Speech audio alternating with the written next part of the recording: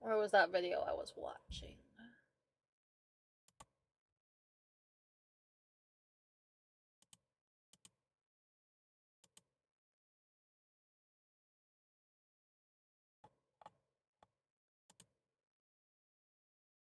How he was in jail for 7 years. So I actually think he was hurt that they didn't see his prior.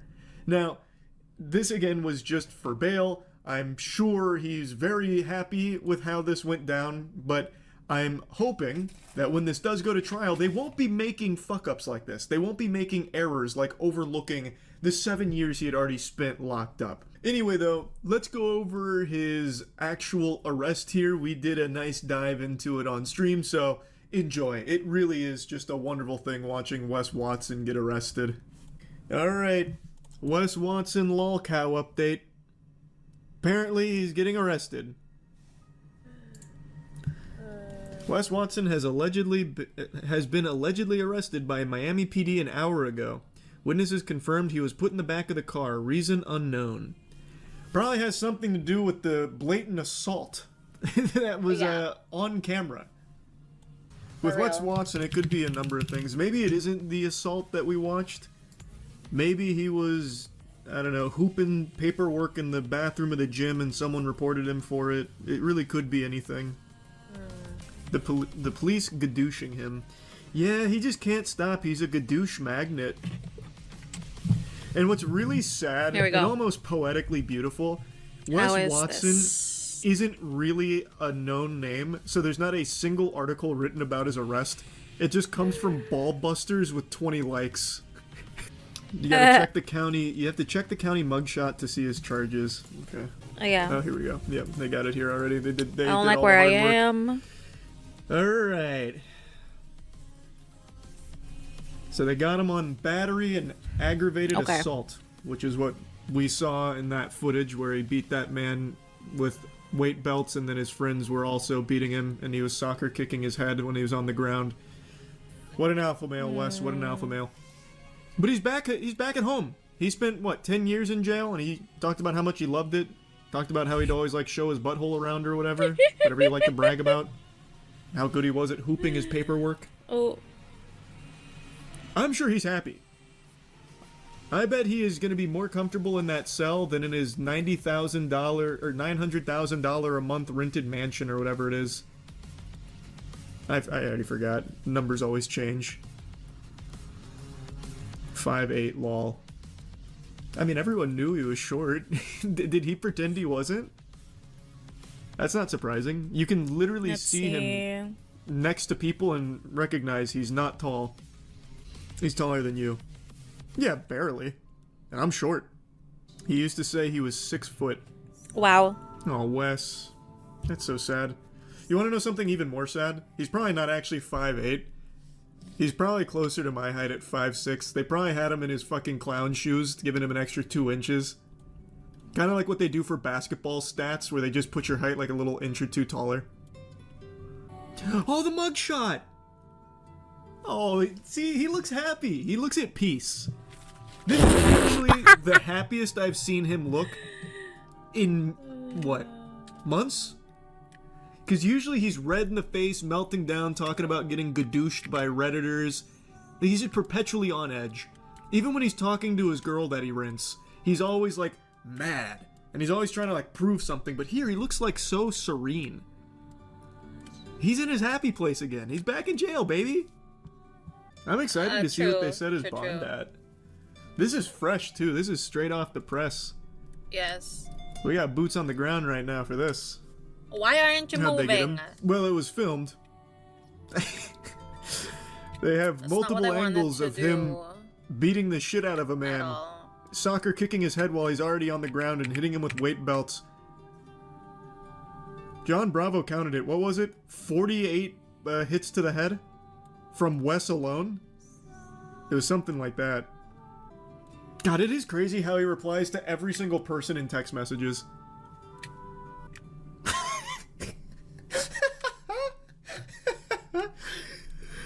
I want to be able to identify men by their assholes easier. Nice. You know, if that's what you love... That is something Wes said. Just be honest in Wes's about it. own words, He Asshole, said man. people used to identify him not by his face but his asshole when he was locked up. He would brag about that. He really is he a loved lol cow. it. He is. He loved He it. responds to every single DM, every single text message, everything. And then when someone finally takes him up on his infamous "come fight me, bro," he has his friends jump him and they hit him with weapons, dumbbells, and weight belts, and then kicking his head while he's on the ground for like 45 seconds, delivering well north of 40 plus blows to the head and 4 soccer kicks. Also, he literally did say that verbatim. I even played the clip. Okay, here. I got him again from my same phone number I pranked him on a month ago. I'm interested in coaching. Let me know and you can go into more details. What's up, bro? Okay. Focal point. I'm 5'5", 240. I eat cupcakes, chips all day. I beat my stick 8 times a day. Sometimes I even drink. Let's see. Freak, but I want to break that habit. Is this Are better? you messing with me or do you really do that last part you texted me? Don't waste my time. I really do it. Oh my god, I'm not reading all this. Jesus. $5,999 a month. Or, great deal, $15K for 3 months. Whoa. Wait, I gotta stop the music for that. That's a steal. That's an incredible deal. You know what? He's just Sure. giving Let's go with it. He's giving his juice away. He's getting this Krabby Patty secret formula into the hands of desperate men for such a low cost, only $6,000 a month. Holy. Okay, I'll do the 12 months for 40K. Great, you need it. Awesome. Okay. Oh, is this where the leaf blower meme comes from? Is this the genesis? Do I need a leaf blower to start? Do I need to rent escorts? Do I need to rent supercars? Do I need to rent a mansion? Do I need to beef with Reddit users daily? Do I need to scream at people on Instagram? Do I need to drive around my rental in circles? Does every body part need to be tatted? Do I need to use Metal Gear Solid exclamation points basically after every sentence? Do I need to turn gay? Do I need to link up with Lados and Nick and circle jerk with him at Elevation? Also, will Diddy be there? I knew you were a troll. You're nothing but a beta bitch. Fuck off and keep being a pussy. You'll never be anything in life. And then a picture of a leaf blower. This is not real. Nope, it is. Wes Watson. If he wasn't in jail right now, you could test it yourself. If you DM'd him saying like, "Hey, I'm looking for coaching," he would respond being like, "Yes, for only $6,000 a month. What do you want?" And if you just like hit him with anything like you're a bitch, he'd be like, and then he'll go on like Instagram and post a story. So I had this bitch come at a stud like me. Can you believe this? Oh my god. Daily. Actually, I'm gonna check his Instagram right now. I'm gonna wager a guess he has nothing shy of 30 stories just today. 1, 2, 3, 4, 5, 6, 7, 8, 9, 10, 11, 12, 13, 14, 15, 16, 17, 18, 19, 20, 21, 22, 23, 24, 25, 26. Just shy. We just missed it.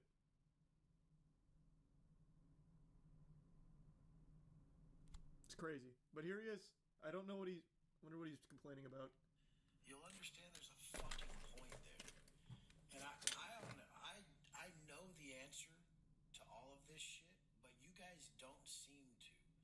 You guys keep falling. It's just because you're a galaxy brain, Wes. No one goes to jail more effectively than you, brother.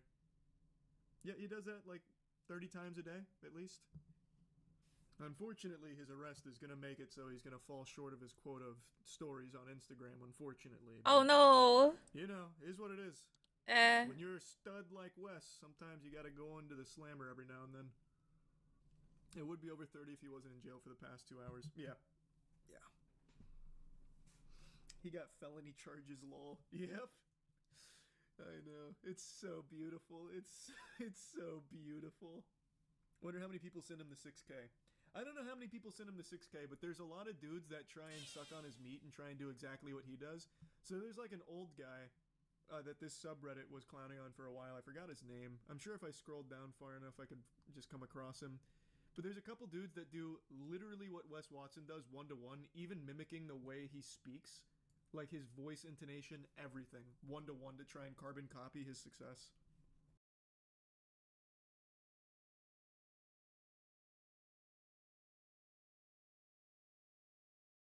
One of my favorite new lol cows, the Gadoosh god Wes Watson, has just had a crazy development in his lore as he continues to spiral. He has become an impressive clown. Now, I made a video a little over a month ago kind of bringing you all up to speed on the story, the anime arc of Wes Watson. This sensitive Sigma Watson does your standard guru scamming tactics where he sells these garbage classes and courses on how to be a multi-millionaire who gets more ass than a toilet seat, and he sells this invaluable Okay. knowledge for thousands upon So, thousands we're done with of this. gullible, Let's find something else. Okay. Hello everyone. If you're new around here, welcome. I'm gonna be doing my makeup and reacting to things and editing, recording at the edit later. So I just assume that live streams are gonna get recorded or clipped. So feel free. Sometimes we have fun here. There are times not so much. How are you? Let me know how you're doing.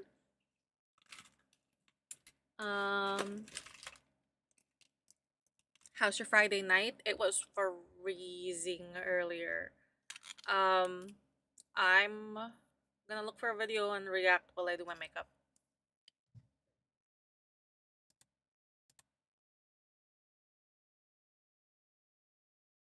Ooh, I wanna see this. Chelsea Handler just roasted Blake Lively and Justin Baldoni in front of a lot of major celebrities at an award show. I don't think Blake Lively is gonna like it. That's hilarious. Shout out to Popcorn Planet. He's hilarious. Welcome to Popcorn Planet. My wife went to get our hair done, and we're going out in a little bit, and I saw this breakdown. I thought, I have a minute. Let me see if I get my laptop working, and it looks like it is. So, but this is literally just happening out in Hollywood. Critics' Choice Awards happened. Chelsea Handler is hosting it, and I was just watching a clip on my break. It never ends, guys. This never will end. And I just found this really telling. I didn't want to miss this story since I had a moment. I am taking a moment for my break to bring you this because, look, she does make fun of Justin and Blake, but the fact that she's making fun of it at all shows she doesn't believe Blake. And I think that's incredibly telling. And to see Hollywood celebrities in this room laughing at it and agreeing with her that, like, we're over this, stop, Blake, this wasn't worth it, is so damning to her case. Now, I find it offensive to Justin a bit because Justin got totally screwed in this situation, it seems, potentially, right? And so I don't like that about it, but she's knocking them both. She's sort of saying, like, enough, you two, this is ridiculous. Why is this even a thing? And to me, that means it's a knock on Blake. I want you to watch this joke. Let's see how you guys take it. I am your DEI host, Chelsea Handler. That's funny. Celebrity's already nervous. I want to acknowledge that we've been through a lot lately, not just here in Los Angeles, but our entire country. Waking up every day, not knowing what news we are going to hear that will disappoint. In times like these, to There we have go. a distraction. And that's why I want to personally extend my gratitude Okay. to Justin Baldoni and Blake Lively. Thank you. Now, right there, Orlando Bloom is laughing. It's so telling to see him laugh. Like, yep, this is ridiculous. That man never laughs. Why are we here, Blake? That man is Legolas. He doesn't respond. Blake filed this suit. And if all of Hollywood is really believing her and Ryan, well, then why are they laughing? It's because this shouldn't be funny. This shouldn't be funny if we are seriously taking Blake's case so serious, which we're not. No one is, because her case has no evidence. It's complete nonsense. He called me sexy and asked how much I weigh when he has a back problem. It is absurd what she's accusing him of as we broke it down. And the evidence he's provided so far is showing she's not telling the truth. So people are clearly paying attention. It's all Hollywood we can talk about. To see them laughing here. For providing us with that. I think we're all grateful, and I think we're good. Hmm. Okay.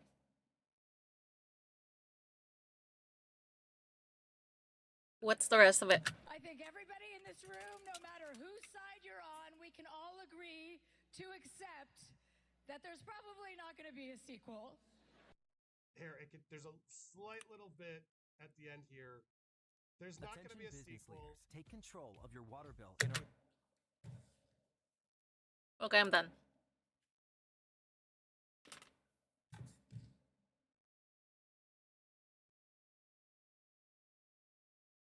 Oh yeah, I wanted to finish this These one. TikTokers just destroyed their lives as they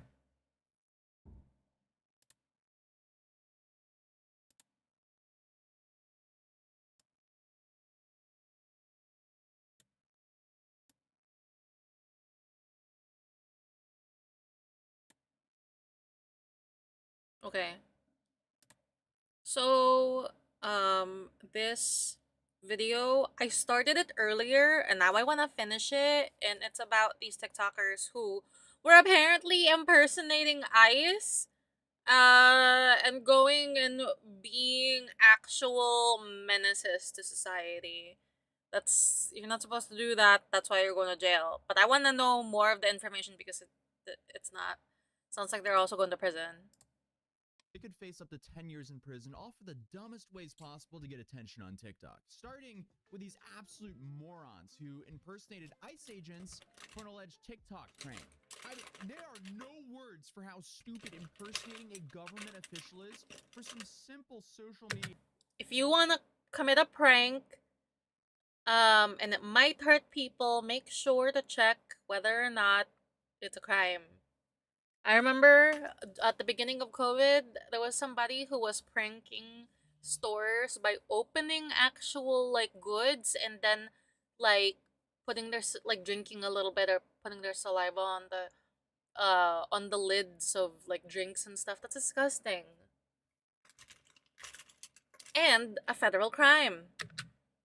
Attention. Dudes belong in the Hall of Fame of morons. So, this all broke when Temple University in Philadelphia released a message to its community stating this. On February 1st, 2025, just before 10 p.m., 3 individuals were involved in the disruption of a business. Reports indicate that 2 individuals were impersonating U.S. Immigration Enforcement Unit, ICE agents, wearing shirts with police and ICE white lettering. The third individual with the 2 impersonators were recording the interaction. I get they're trying to be edgy with the new president in place and the recent uptick of deportations, but impersonating a federal agent for a TikTok prank will always end terribly. How stupid do you have to be? Where was the upside here? There was no upside. Video? But the place doesn't even... Hopefully they kept some of the ad rev from this video and somehow got some of it to post bail or, you know, fill up their commissary money. Even makes sense. Tonight, 2 people are wanted for allegedly Or smuggle your phone in and be a jail content creator, because apparently those exist, especially on TikTok. impersonating ICE agents on Temple's campus. And Joanne, police say one of those involved is a Temple student. That's right. Philadelphia police, right now, the lead agency on this investigation. 1 student was arrested so far, and there is a newly released surveillance photo of one of the other suspects. Student prank or stunt for social media clicks or whatever it was. Police here and at Temple are calling this a serious crime. Yeah, in Pennsylvania, impersonating a federal agent can be up to 2 years in prison. Again, the calculations on the potential upside versus downside here are completely botched. Like, this is an absolute disaster for their life. No joke here. Philadelphia and University police are calling it a crime. And they arrested Temple University senior 22-year-old Aiden Stiegelman for impersonating an immigration and enforcement officer. I mean, he played himself. Dude went from LARPing as the enforcer to getting enforced. it's safe to say he effed around a bit too much and Yes. simply found out. And apparently Yes. they did this at an on-campus Insomnia Cookies location, which is such a random spot to be doing this as well, because there's no way that's believable. Imagine seeing two college kids walking in wearing a garbage knockoff government agency ICE shirt, screaming "Ice, Ice," and then they have some dude walking Somebody better end it with baby. behind them with like a Canon 80D or whatever, you know, the full-on vlogging camera. I feel like it would just be one of those moments where it gets silent for a couple seconds and then the chatter just continues. And now the dudes are facing prison time for this. For what? Was impersonating a federal agent really worth it? But they're currently looking for his friend. All right, well, take a look. Here is a newly released surveillance photo of one of the suspects. You can see a black t-shirt. On one side, it says police. On the other side, it says ICE. Right. Okay, clearly these guys are just geniuses and are clearly speedrunning the resume gap. Oh, can you explain that resume gap right there? Yeah, that's when I impersonated a federal ICE agent for a TikTok video and went to prison. That's just not gonna sound good on a resume or in any interview whatsoever. Like, come on, guys, let's do a little bit better here. And at this point, they already have his friend and his picture, so it won't be long until they find the other guy. But if you ever wanted to take control of your digital footprint and reduce the amount of information about you on the internet, This guy's gonna start an ad.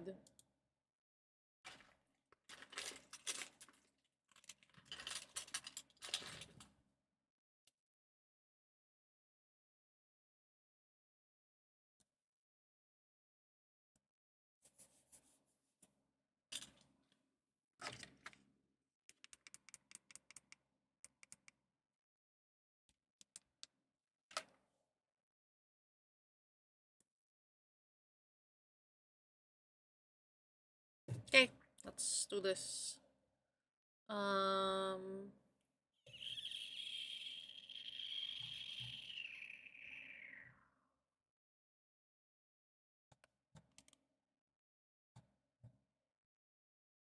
He's old. Let him live.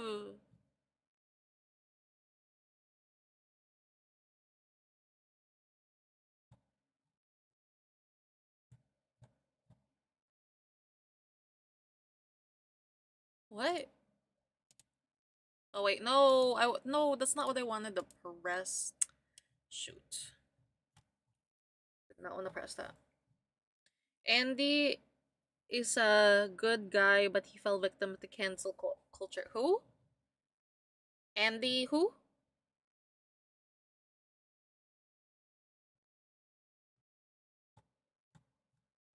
Oh, here it is. Here it is.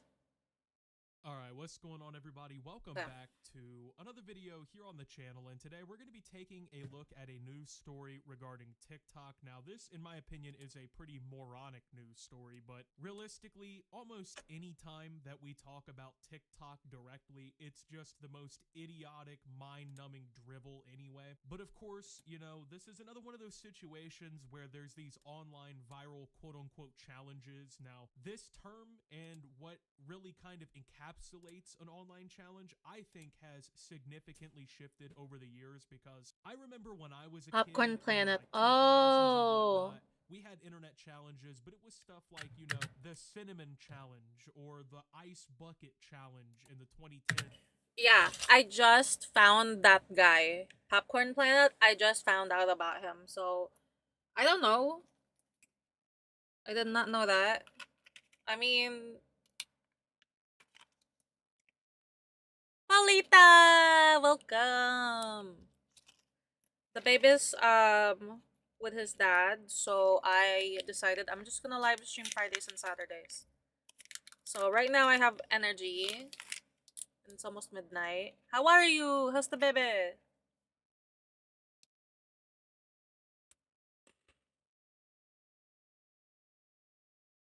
Oh, big drama.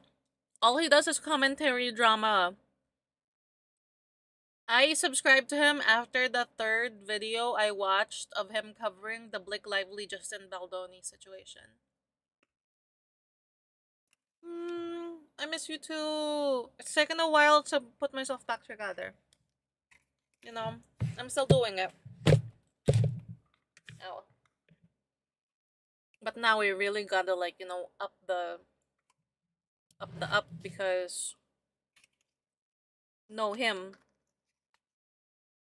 Oh, no, I can totally tell that. He's fine growing up so fast. Oh, yes. Is he walking already? He's like 1, right? He'll be 1 soon.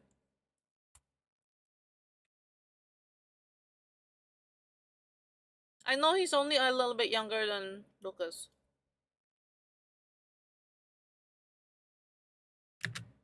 And stuff like that. Now apparently every social media challenge you hear about. I know, right? Glad seeing you stream again. Thank you. Yeah, I'm gonna go back to streaming. I need to increase my watch hours, and therefore we're gonna live stream. That's the easiest way for me to increase the watch hours of this one. And also I have a lot to say and I miss talking, so back to streaming. Turning 7 months old this month. Oh my god, it really? Oh my god. Congratulations. He can sit, crawl, and stand now. Wow. Wow. That's amazing. I love that. I hope that things are good. You know, happy, thriving. I saw on a platform you were doing dance hall and I was like, "Oh, yes."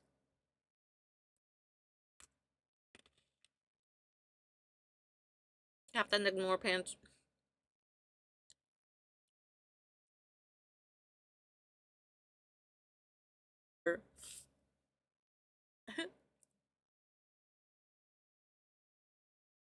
Okay, I'm gonna play the video when I'm not responding because then if I'm not talking, it's like quiet. The news is basically, you know, kids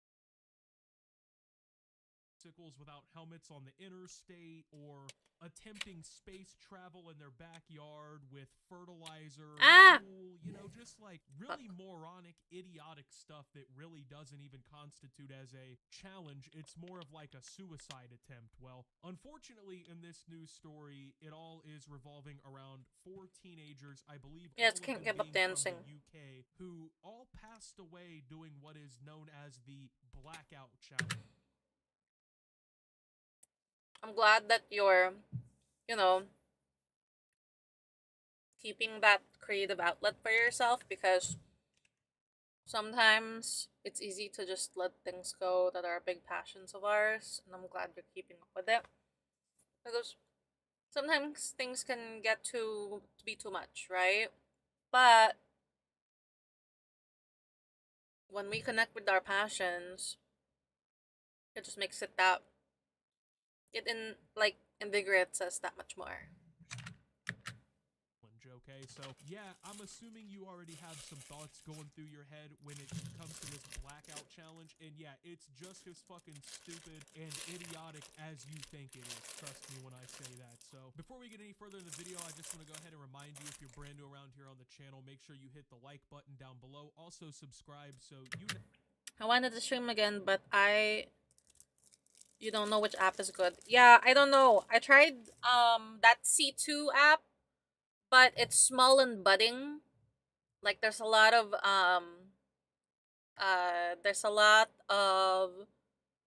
promise there. It seems like a really cool app. I already met a few people that are cool, but I haven't gone on it in days. Nothing really is making me wanna go on that app. And for me, when I live stream on YouTube, and you know what? I might also be on Twitch. The thing about that is, it adds to my watch hours. Live streaming on YouTube, because I already am over the 1K mark, counts towards my watch hours. So the more that I live stream, the more that it counts towards the hours. So, you know, I put up the videos, they count for hours. I put up live streams, they count for hours, and which is wonderful because then it's all the hours are together. I recommend it because you can just upload like old content. I'm starting to do that. I'm starting to edit things to watch for people to watch. Never miss any of my new uploads. Trying to get back into the regular upload schedule, so make sure you're sticking along for the ride. With that being said though, let's go ahead and get into this video. TikTok has been sued by the parents of 4 teenagers who allegedly died while attempting the viral Blackout Challenge. Since its launch in 2016, TikTok has been the home for thousands of viral trends and other videos from people around the world. One trend is called the Blackout Challenge and dares users to see how long they can hold their breath before ultimately passing out. Although it's gained popularity on TikTok, the trend predates the app by quite a few years, as studies show 82 children died doing the dare between 1995 and 2007. On Friday, February 7th, BBC reported that TikTok is facing a lawsuit from the parents of 4 British teens who claim their children died while attempting the Blackout Challenge. So I just want to go ahead and say, to preface this, I have never heard of this shit before. I haven't heard of it on TikTok. I didn't hear about it as a kid. I've heard of this as a mid-20s. Definitely as an adult. I read it in a book that was crazy. About like a girl that they found, she died. There was this kid who was last seen with her, and he can't remember what happened to him. He just remembers her being alive, and then he woke up and he's dead, doesn't remember why. It's because they were playing this game, and the Blackout game. And then she blacked out, and then she died, and then there was a bunch of them that were responsible. Never heard about this shit once in my life. I'm actually curious about that. For those of you who are watching this and you're also confused, let me know down below. Have you heard of this Blackout Challenge before? And if so, did you hear about it on TikTok, or is this like some shit you and your friends were doing in your neighborhood? I don't know. Like I said, I don't think I've ever heard of anything like this, but you never know at this point, bro. According to the publication, the lawsuit claims Isaac Kinnavan, Archie Battersby, Julian Jules Sweeney, and Maya Walsh died back in 2022 while doing the viral challenge. The wrongful death lawsuit was filed by the Social Media Victims Law Center in Seattle, Washington, through the Superior Court of the State of Delaware on behalf of the 4 teenagers' parents. It claims the what about Chelsea Clinton? foreseeable result of ByteDance's those videos did not have primary sources, and I don't want to talk about it. I looked into it, and I have to keep reading because I want to make sure that there is evidence of what I would say. Like, did you know that if you go to whitehouse.gov/new media, you can sign up as a content creator to attend White House press briefings? Like, they're doing that and vetting content creators right now, which is really cool. I'll go into it, but I'm not sure if they would actually pick me because I hate his guts. Love what he's doing with all the attention, because one of the things that I noticed as I was reading was that he was trying to get his billionaire friends to pay for things, but at the same time there's also this whole thing about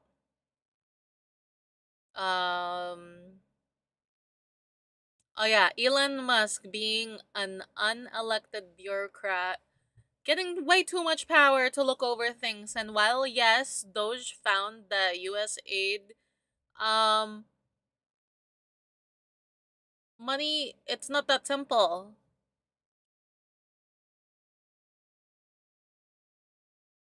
That's fine. That's actually honestly fine, because that's not really something I'm interested in talking about.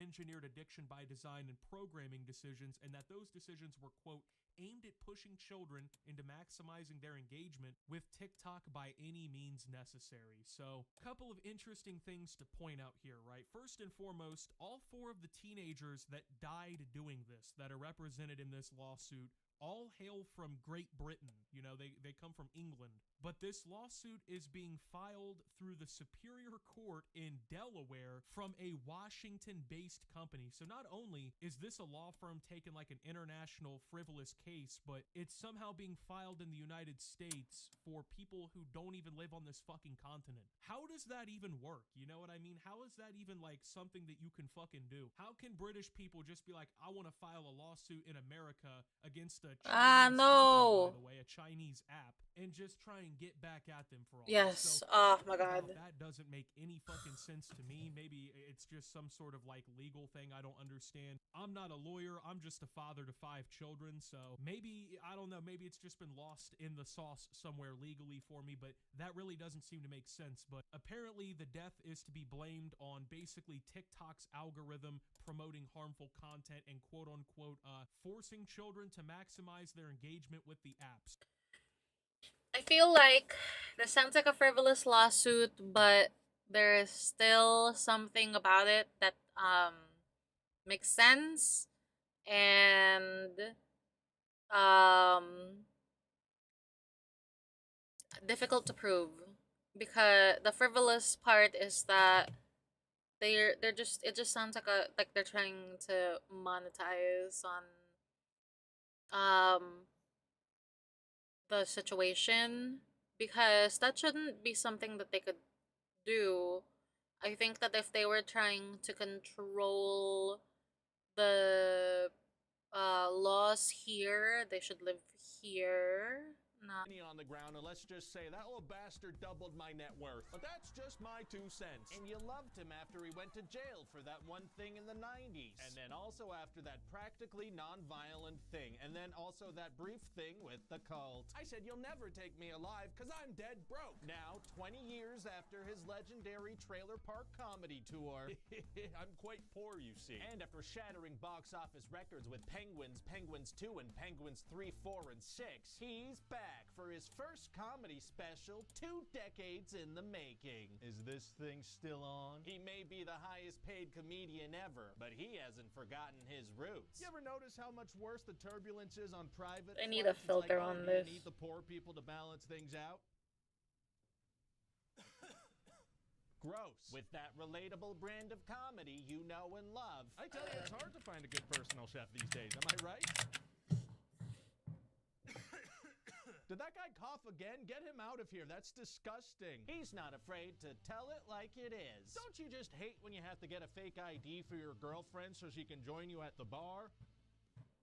what? It's kind of gross. You know when your unpaid intern assistant is like, please, sir, can I have Christmas Eve off? And it's like, yeah, you can if you want to be unemployed on Christmas Day. Oh, my God. And then he shows you a picture of his kid, and it's like, I don't want to see your sad home life. Boo! Yeah, the people in the cheap seats are the ones booing. That makes sense. Boo! A bunch of peasants is what you are. Peasants. Peasants. Peasants.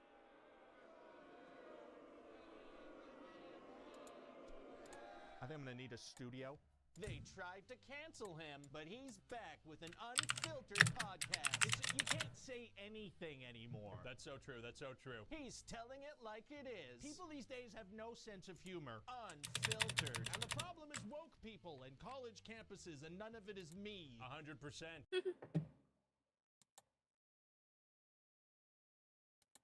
And it's scary because they're silencing us. As a side note, thank you so much for making this the #1 listened to podcast on Apple Podcasts. You're really a free speech warrior is what you are. 100%. 100%. And now here is a bland ad read about a company that has paid me $100,000 to do so.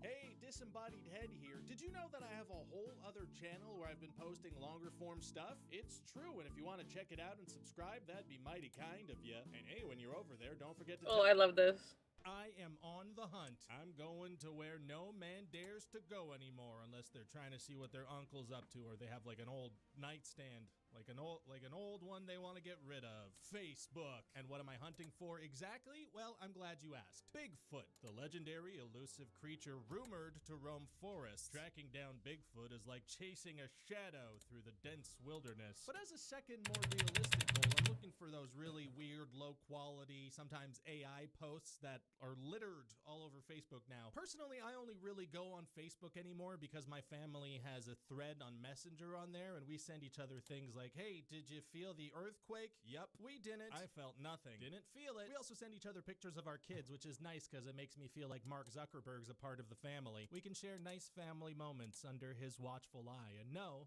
that we're safe. I also do like to look at the Facebook memories from time to time. That lets me know cool information like what bar I was going to 15 years ago. Oh, McKibben's tonight. Well, have fun, Past Ryan. Drink responsibly. Sadly, Past Ryan went on to not drink responsibly that night and threw up out of the window of a moving taxi. In my travels hunting on Facebook for AI slop and garbage and Bigfoot, I found that most of the trash fell into specific categories. Buckets, if you will, garbage cans if you must. The first garbage can is entertainment, you know, movies and things that entertain. What if I told you there was a page that just vaguely posts about the fact that movies exist? A page that seemingly can't wrap their heads around the fact that movies I love that. That's so cute.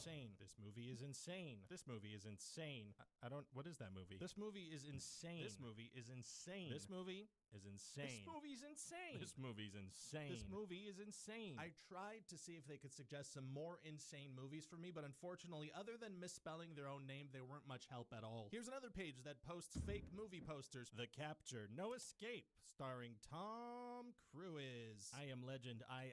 The Hangover Part 4. Alien vs. Predator, Will 3 Smith trailer. Interstellar 2, starring Matthew DeBedeby. Then there are pages that post about specific celebrities and just do that non-stop. Dua Lipa has shared several insightful pieces of advice throughout her career. Dua Lipa has shared several insightful pieces of advice throughout her career. Dua Lipa has shared several insightful pieces of advice throughout her career. Dua Lipa. Dua Lipa. Dua Lipa. Best actor, Hugh Jackman. Best actor, Hugh Jackman. Best actor, Hugh Jackman. Best actor, Hugh Jackman and Ryan Reynolds with boy fans. Best actor, Hugh Jackman. I personally really like this page and I wanted to get a conversation going with the page owner, but unfortunately no response, and I thought I nailed my opening line. Now there are like 8 billion people on planet Earth, and that gives me hope that this page has found its perfect fan, you know? Just that one person constantly refreshing the page and being delighted that there's a new picture of Hugh every few minutes. They're just refreshing like, oh yeah, hell yeah, there he is again. This is like a slot machine I cannot lose. But after that wholesome hypothetical, it's time to get into the gross Facebook slop. Now you might be thinking a botanical garden page would post stuff like flowers and plants and things. Maybe a coupon. What a foolish thing to think. Obviously all they post are AI generated photos of the Big Bang Theory star Melissa Rauch in clothes so see-through that I absolutely have to censor them or my YouTube channel will get striked. Obviously that is what is happening. Important to note though that this AI horniness goes in both directions. There is an entire page that is just AI photos of shirtless Keanu Reeves with various dogs. Here he is with this dog. Here he is with a dog that has matching shades. Here he is with, oh, those are cats. Off-brand. Here he is with a questionable grip on this dog and some kind of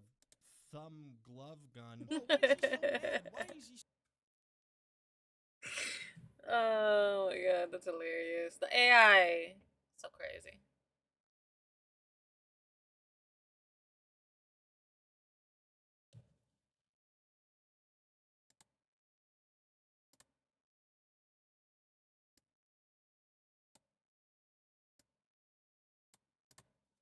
so mad? Your car's on fire, Keanu. That's not Keanu, that's Keanu. Then you also have some more wholesome AI pages. Like, speaking of dogs, here's a very cute police dog. Nope, sorry, that's a Pulse dog. Here's a police dog. Actually, no, I think that says Poos. Good Poos dog. Police dog, Pulse. Pulse. And then an extremely common bucket of AI slop is the design and travel bucket. There are so many posts of cozy but impossible places, and they all have names like Cozy Home, Cozy Living, Dream Home. I feel like you probably don't need these wheels. You seem pretty stationary. What I really liked about this Dream Home Facebook page is that the owner seemed to unknowingly go live for 3 minutes and didn't say a word, just kind of hung out. I can't tell if he was posing, just lost in thought. Probably thinking about those dream homes, am I right? Impossible arts and crafts and designy things were also a thing. Take a look at this Jesus finger bed. Look how comfortable she is. Are her eyes fingers too? Don't worry about that. Hashtag Megan Fox. Hashtag Margot Robbie. And then there are pages that try to pull at your heartstrings and guilt you into commenting and sharing. Why don't pictures like this ever trend? I don't know, maybe because that kid has his own too many fingered hand on his own shoulder? Beautiful cabin crew. Scarlett Johansson. That part kind of seemed off topic. Why don't pictures like this ever trend? I think that's E.T. Beautiful Beautiful cabin crew, Scarlett Johansson. Why don't pictures like this ever trend? Beautiful cabin crew, Scarlett Johansson. I'll tell you, I know this one. That's because that's White Walker Jesus. And if you share that photo, he'll show up in your mirror. Then there's a whole other genre trying to make you feel bad because you didn't wish a happy birthday to creatures and people that don't exist. Today is my birthday. Hope I get some love here. I don't know that the AI had to get so graphic with the dog genitalia. I don't know if that was necessary. This one's got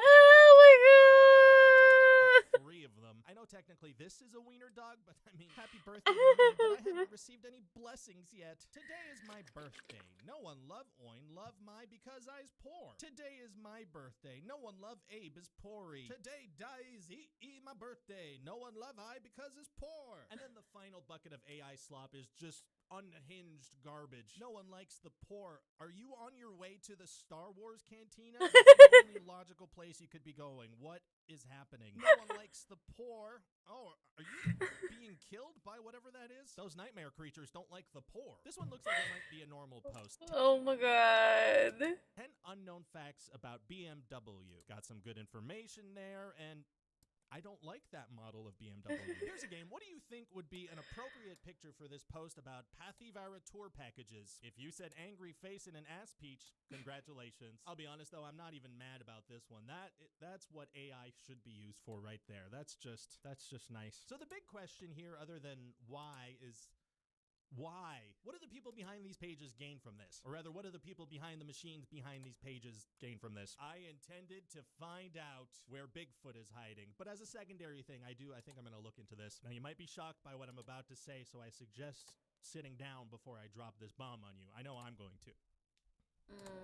They scam people. Well, that's one angle. Another less overtly aggressive towards human people angle is that according to this CNN report, these pages are trying to make money through Facebook bonus payments. Facebook pays some money when posts get a ton of engagements. If you've programmed your Facebook page to post about Hugh Jackman every 3 minutes and one of those hits the algorithm in the right way and gets millions of views, that makes the whole thing worth it. And if that doesn't happen, then maybe the real Jackmans were the Hughes we made along the way. Best actor, Hugh Jackman. But some of these other pages are doing sketchier stuff. Say you see a page that posted a picture of a cozy looking but impossible place with a bunch of comments being like, I would sleep there. Well, that page might be engaging in like farming. It's tough work, but somebody's got to do it. My grandfather used to wake up at 4:30 every morning just to tend to the Facebook slop. How do these scams work, though? Here's what the Better Business Bureau has to say about it. I was just going to use a regular business bureau, but I thought, you guys deserve better than that.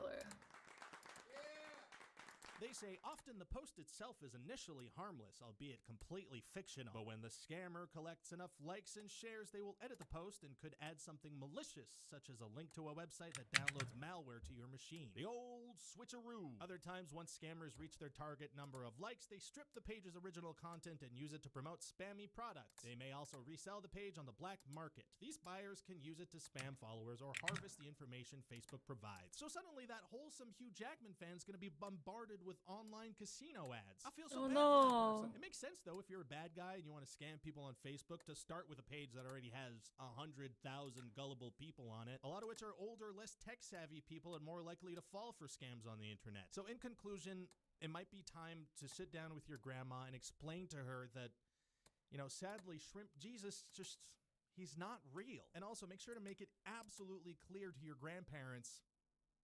Beautiful cabin crew, Scarlett Johansson.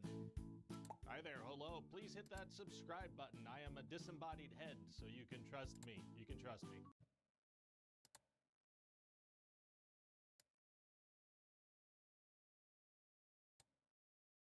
Weird lies. Lies that are weird. Just a bunch of weird lies. Did you know that people are doing weird lies on Snapchat? I don't think you're allowed to do lies on the internet. I know nobody ever reads terms and conditions, but that's it.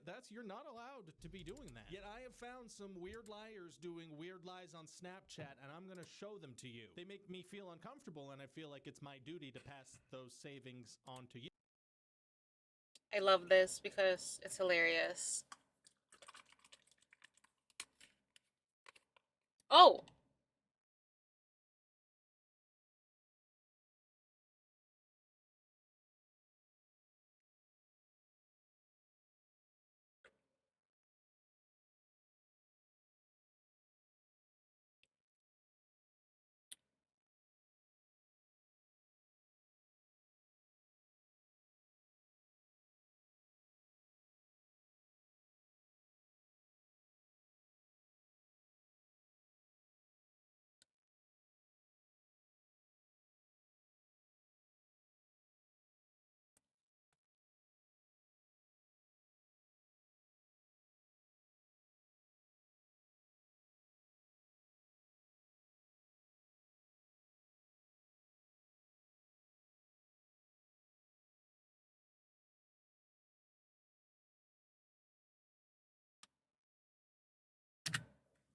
a little bit about me is that I'm an old man. I used to be a young man, but now at 35, I'm objectively the oldest person that's ever lived. And when Snapchat came out in 2011, I remember registering into my brain, okay, you could send pictures to people that will disappear. That'll be used for boobies and peepees and nothing else probably. I kind of assumed the novelty of that would wear out pretty quickly and the app would die a quick death and be replaced by some, Facebook doing the same thing. But here we are in the year 2024 of our Lord and Savior, my cat Eddie Redmayne. It is apparently the 5th most popular messaging app and has 800 million users. I'm vaguely aware that young people ask each other for their snaps in a flirtatious way. There's something called a snap streak where that means something.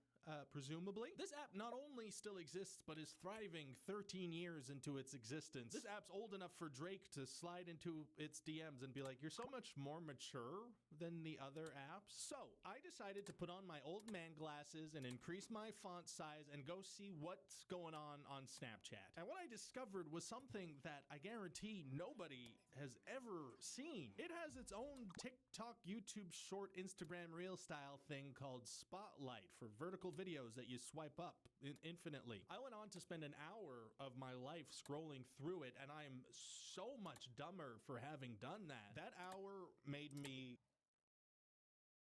I feel that.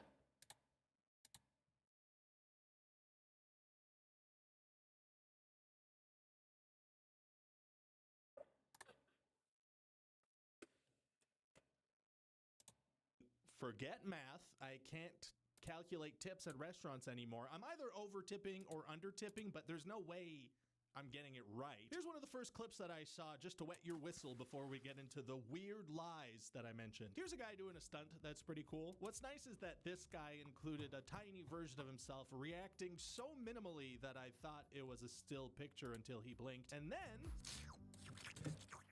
Hey! Why'd you lick the building? Hanging from the building was impressive enough. I don't know if you needed to lick the building. You didn't need to lick the building, bro. I also like that there's absolutely no reaction to the licking from borderline JPEG reactor guy here. Almost like he wasn't even filming himself watching that actual clip. We're already dipping our toes into the deception pool here. And he just disappears, by the way. He doesn't even stick around to the end. So maybe he was watching it and he saw the... He got bored, but kept the video going. What the heck? Lick, and he was like, you know what, why am I even doing this with my day? Here's a guy whose whole thing seems to be standing next to his TV and barely interacting with other people's videos. The concept being, hey, what if she was doing that to me? Wouldn't that kind of be a fun twist if it was me? What if me was interacting? I'm good at internet. Then I started getting a lot of weird gummy-related videos. Now, Snapchat says that on Spotlight they use different algorithms that talk to each other, which improve the more you use their services. Since I've not used these services before, that means they're kind of just throwing things at me to see what sticks, and what they think is going to stick next is gummy. I agree that probably physically a gummy would stick to me if you threw it hard enough, but I don't know if this content is targeted well at me. I got multiple videos from this account. The whole thing, as far as I can tell, is that this woman is a prisoner and she wants to steal different candies from the guard. Sometimes she does that by boiling and melting gummies right in front of him while he's sleeping. Sometimes she'll defy gravity to send chocolates into the vents. Sometimes she pretends to break all her teeth to steal his bowl of lollipops. And I gotta say, prison does not seem as bad as they make it out to be in movies and TV. That's weird. Oh yeah, I was gonna dye my hair. Candy-related shenanigans. They say when you go to prison, you're supposed to A find little the later. biggest guy and knock him out. And now I know that that is so you could check his pockets for gummy bears. I'll do Anyway, it later. then the gummy algorithm started to morph into, hey, do you also like liars? Do you like things that are fake and also not true? Here's a girl that claims if you put a little gummy bear in some salt water and refrigerate it overnight, that'll turn into a giant gummy bear. And when I saw that, I was kind of like, I don't know.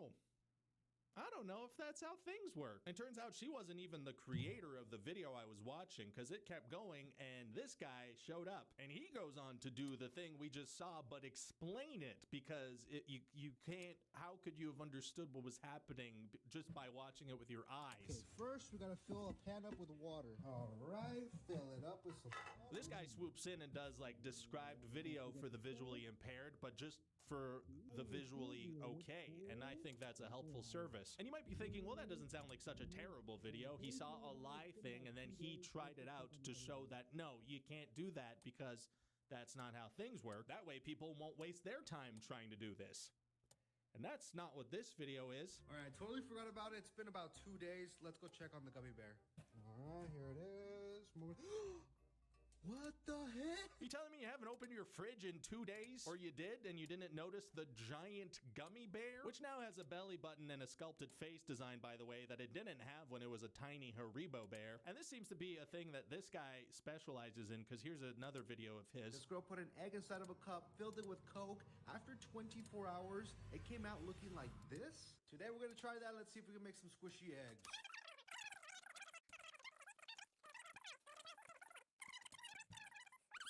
No way, it actually worked. I am kind of fascinated by this guy because it's always a little weird for me to explain to people that I make videos on the internet for a living. Not everybody gets it. You got to break it down a little bit. It can be a little weird, but can you imagine this guy? And so yeah, I'm hoping to make partner by the end of next year, but we'll see.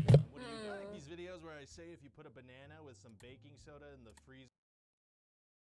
I hate that everything freezes every time I do anything.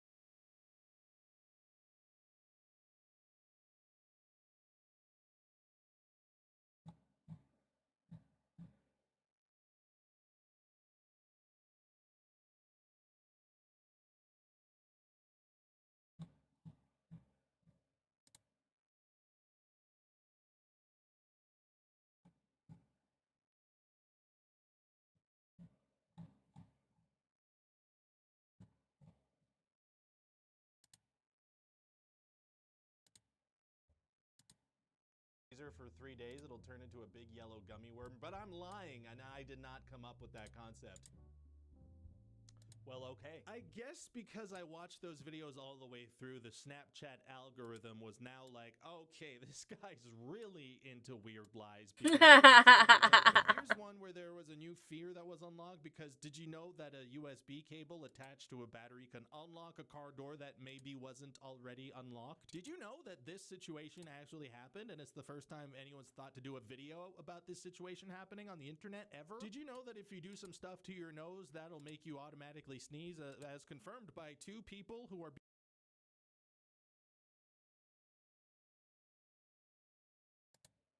being honest about it. Now, look, obviously these are all pretty innocent lies and nobody's really gonna get hurt. Maybe a kid will eat a salty gummy bear, or another kid will not sneeze. But then some other videos started popping up, and these ones I felt got weirder and darker. So in this one, a soldier is coming home to surprise his pregnant wife, and that's nice. But little does he know that she's not actually pregnant, as displayed by her singing "I Feel Good" and slapping her fake belly. Some great moments include her getting the very basic words wrong. A third unseen person singing along. I guess they couldn't resist. It is a good song. So good. And then I'm like gonna fall down the stairs. The baby's gonna go bye-bye. Yay! Because it's not real. oh my god. Now I have to say, if this is fake, if this is acting, and I'm not convinced it is, this does have that realness to it. If this is acting, then this army guy character with the army regulation haircut deserves some kind of award, because think how complicated this scene is. This guy is returning from war and he sees that his pregnant wife has been faking the pregnancy. That is an intense setup for an actor, and I gotta say, he knocks it out of the park. That's extremely out of pocket. That was so out of pocket. He's right. Now, I guess because I watched that entire video, the Snapchat algorithm was like, yeah, you like fake soldiers lying about stuff? You like that?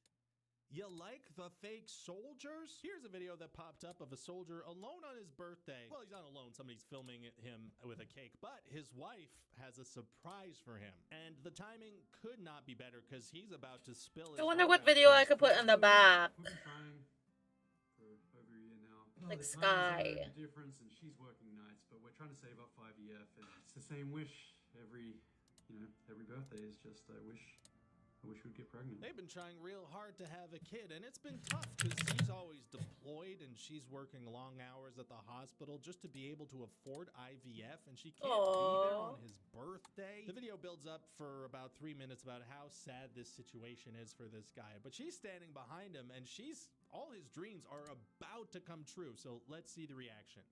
No way, the iPhone? You're kidding me. Oh, they got him an iPhone. That's nice. Yeah, this is gonna be great. It's been really hard to contact you guys. I didn't cut anything. That's how that ended. I went to check their page, which I suspect is That was a great ad for an iPhone. How incomplete. That was hilarious. what they wanted me to do. And oh boy, here's that same video concept, but with a dude where I guess his brother is back from war now and he gets another iPhone. I guess he lost the other one. Here he is coming home this time, and they're gonna do the Polaroid picture reveal thing again, but we don't see the reaction. Here he is surprising a kid for her birthday with the Polaroid concept. You'd think this family would start catching on to the Polaroid reveal thing? Like if someone took a Polaroid picture of them, they'd maybe check behind them. I'm blocking the kids' faces, by the way. They don't do that. Hey, this girl got an iPhone. That's pretty cool. And it looks like they're gonna reveal something to her on a Polaroid photo, perhaps? I wonder if it's about that army guy in the back. I wonder if what is the reveal gonna be? Whoa, they gave this girl an iPhone. That's crazy. And I feel like this guy's in the army, but his uniform is at the cleaners. And it looks like they took a Polaroid of something. Oh my God, she got another iPhone. This family's rolling in iPhones, and that guy's back from the war again. Whoa, what did they get her as a gift? Oh my God, she got an iPhone, and now this guy's back from war. I'm starting to suspect these are staged. Now, you may be wondering, why do this? Why make all this extremely repetitive, easily disprovable content? Well, it turns out there is an incentive because Snapchat does give people money when they get, I don't know, lots of views. And young, dare I say, gullible, easily influenced young folks make up a massive chunk of the people going on Snapchat. I'm guessing they're sending snaps to each other, and then as they're waiting to be answered, they flip over to this Discover Spotlight thing, and you gotta grab their attention fast. So what are you supposed to do if not lie about things, or make colorful gummy bear videos, or climb the tallest building you can find and make out with it a little bit? As a person who makes a living doing internet videos, like, I get it. I get that you gotta work hard and whatnot, but I cannot imagine that the people churning these weird videos out are creatively fulfilled in any way. Sure, maybe you make a couple of bucks, but is that worth selling your soul? I mean, I don't even know how much Snapchat creators make. Anyways, $10,000? Today we're putting a salty iPhone in the fridge to see if it turns to Jell-O. Hello, please hit that subscribe button. I am a disembodied head. I mean, You can trust me. let's look up,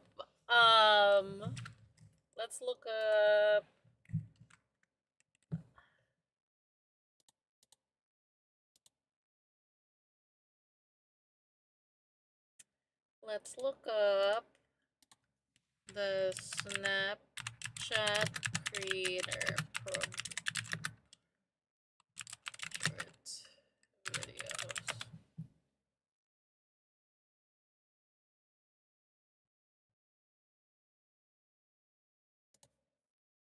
Okay. Learn how to make money on Snapchat. Snapchat monetization program. Are you a creator that consistently posts stories and spotlights on Snapchat? If so, our monetization program rewards established creators for the content they share. It's our way of saying thank you for investing in the Snapchat community. Find out how to qualify and learn more about our monetization terms and creator monetization policy. Okay. Paid partnership label. If you would like to post sponsored content, you can add a paid partnership label on your public snaps from the send to screen. Snapstars can go one step further and tag a brand when posting their own spotlight, snap map, and public story snaps. Here's how to add a paid partnership label on your sponsored content. Okay. And then the last one is brand partnership toggle. Businesses often use third-party partners for discovering creators on Snapchat. Opt in to share your public profile analytics with Snap's third-party partners via the brand partnerships toggle. This information is critical for businesses to decide which creator is best for working with their brand. View your public profile settings and toggle on brand partnerships. To opt in to sharing your insights publicly with third-party partners who focus on creator discovery for brand partnerships. I don't know what I just said in that last one. Let's run on 10 you guys. You guys gotta edit.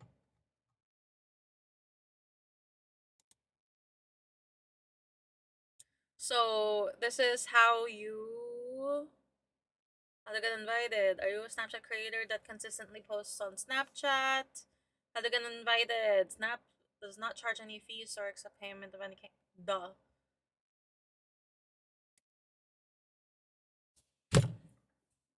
People please don't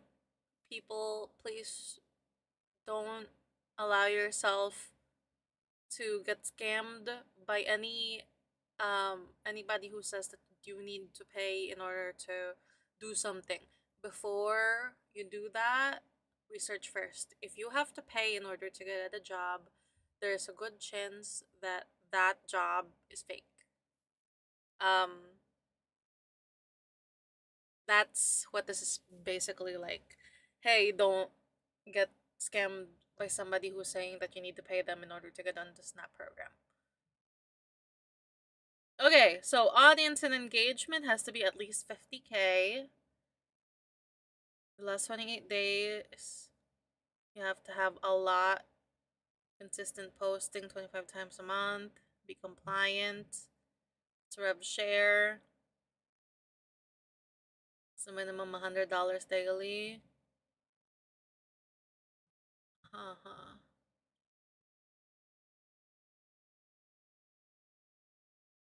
His stories content moderated. That's good to know. Yes, we promote to non-followers and the stories we just moderate. Okay. Cool.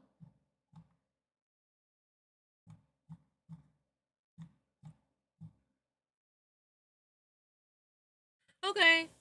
That's all the information I wanted to know, really.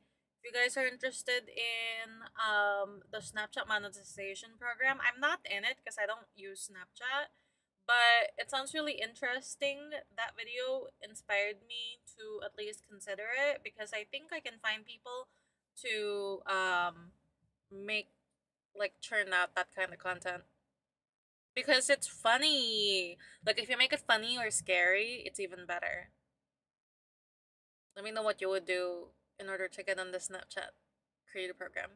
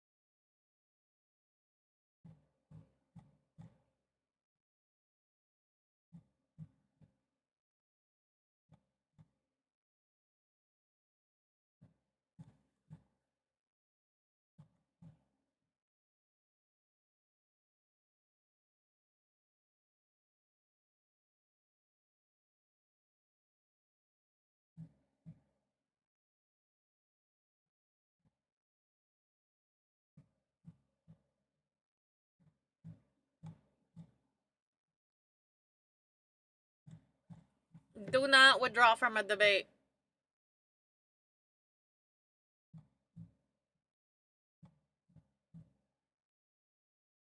What the fuck? No, I don't want to tell you. Please don't make me tell you what I like. Let's look at subs.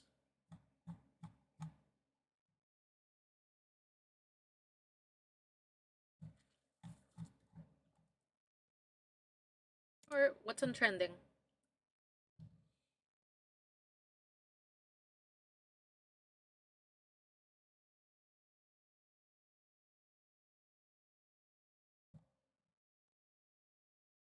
My face is, I don't know any of this. Oh, this I love. This was good. But I don't want to get a copyright strike. It's a great song.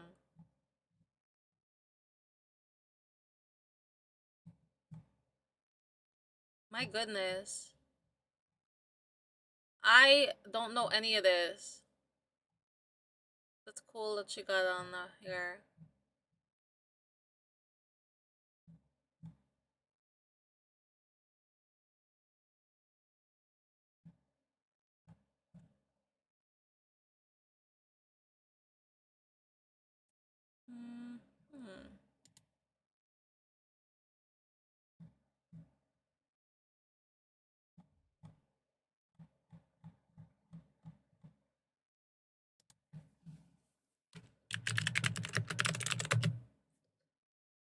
Okay, well then I'm gonna watch anime.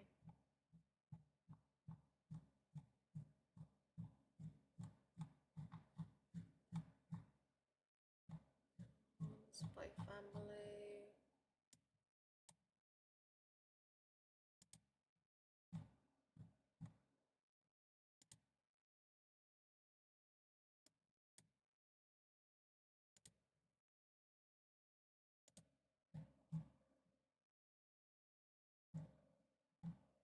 The next place I'm going to is the stomach. What? Is that a bad thing? Well, see, the route to the stomach's pretty congested too, so let's be careful. Copy that.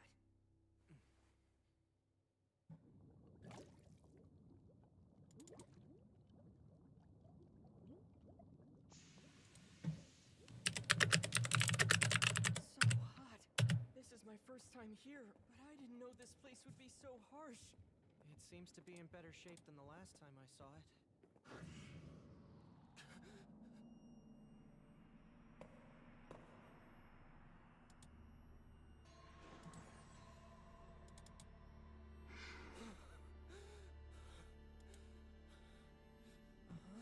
Senpai? You sure you're doing all right? Yeah, I'm fine. Let's go. Hey! You red blood cells! What are you waiting for? Get moving! Oxygen! Hurry it up! All right, kid, that's enough. I told you this kind of thing happens every day around here. You gotta knock off the whining. If you do this each time, it puts the others at risk. There it is. Yeah, I remember him. Hi, Mr. Gastric Chief Cell. It's nice to meet you. I'm Red Blood Cell NC8429. I can't wait to work with you. Huh? I wouldn't say that. Hey! I don't care what your name is. I won't remember it. Forget the intros and get back to work. We're so sorry, sir. Now let's go deliver this O2. Oh, right. The same thing happened to me too when I came here for the first time. I'm sure you watched that orientation video. Oh, you're right, I did. Tell us your names when you come to the stomach to drop off your deliveries. It's a lot nicer to work with a familiar face than someone who never even bothered with the basic instruction. You got it? We'll be waiting for you. That video is really outdated. Then that would explain it. Guess we should tell him it's time to make a new one. Knock it off, you two! Quit jawing and get to work! Go deliver that oxygen! Yes, sorry, sir. You work hard and do your best. Cell AA2153. Right. Huh? It's nice to have you back, kid. Thanks! Oh. Wow, he actually remembers your name, Senpai. Isn't... These are the jerks we're looking for. make up for our blunder during the gout battle. So let's make this quick and clean. Don't let your guard down. Copy that!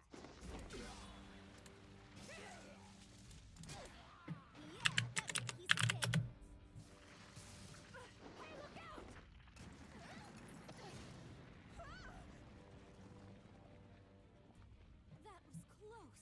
Just watch your back. With the shape this body is in, germs aren't its only enemy now. What's going on? It's oozing with plaque everywhere. It's getting worse all the time. Just be sure to watch where you step, okay? We have to transport each box one by one. Gotcha. Finally made it through. Yeah, we made it, but still. The body depends on the coronary arteries for blood flow to the heart. And for them to end up like this is a very bad sign. The coronary arteries. Encircling the heart like delicate ropes, they constantly supply oxygen and nutrients to the heart muscles. About 5% of the total blood volume in the entire body flows through these vessels, at roughly 225 milliliters per minute. If this path is obstructed, What would happen? we wouldn't be able to reach the heart, which of course would also mean we wouldn't be able to deliver any oxygen or nutrients. What? But then what would happen to the body? It won't do any good to worry about it. Right now, let's just do what we can to help out.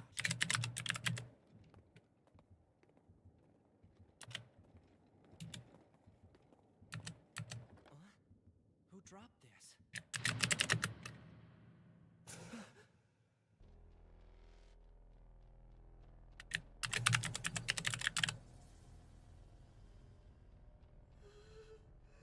Whoa, what's going on? Oh, hey there, you guys. Can you tell us what happened here? I'm afraid the plaque has suddenly ruptured. What do we do now? The platelets are over there forming a clot now. But as you can see, the pathway so narrow it's turning into a real bottleneck. Is this another blood clot? Blood clots. Platelets that coagulate inside the blood vessel, formed as a defensive response to inflammation or trauma to the vessel walls. As they block blood flow, they can lead to all kinds of chronic and terminal diseases. It's like that pulmonary embolism from before.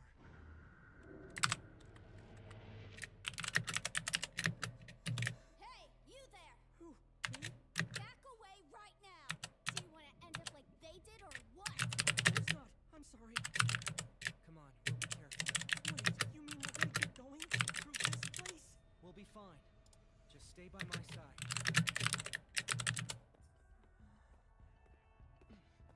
How are the plaque ruptures in the coronary arteries looking? Please report.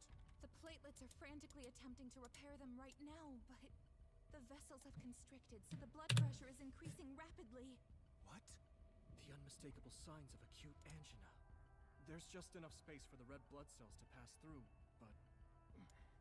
So we've managed to avoid the worst case scenario. That said, it still means the palpable risk of a secondary disaster looms large. Guess we have just enough room to squeak by. Uh-huh, just barely. Let's get this oxygen to the heart. It's gonna give! Make a run for it! Gotcha!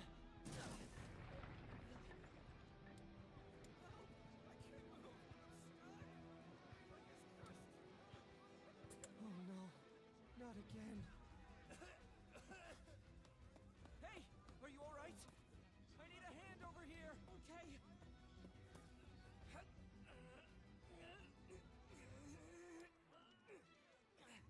No good. It won't budge. Wait, are you kidding? The passages. It's just gone. Destroyed. My worst fear has come to pass. To think that the coronary arteries could get completely blocked like this. These symptoms say it all. This is a heart attack event. My worst fear has come to pass. To think that the coronary arteries could get completely blocked like this. These symptoms say it all. This is a heart attack event. Myocardial infarction. A serious, often fatal event that occurs when a blood clot or clots form in the coronary arteries. obstructing the blood supply and destroying the heart muscle. Symptoms include sharp, prolonged pain and tightness in the chest, shortness of breath, arrhythmia, cyanosis, dizziness, nausea, and shock. If this continues, no oxygen will be able to reach the heart and it will become necrotic within minutes. That's really bad. That's crazy. Okay, let's see. Senpai? Grab as much oxygen as you can. Huh? And hurry. Okay. We've got to get there. The heart needs us. If we don't, it's gonna stop altogether. And this body will be done and gone forever.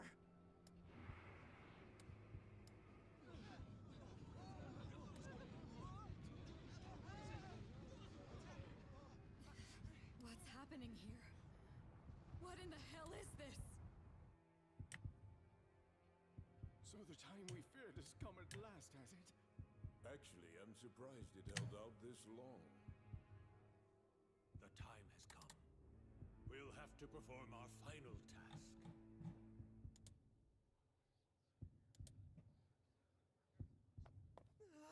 The oxygen's gonna run out any second! The heart won't make it without oxygen. Do something now.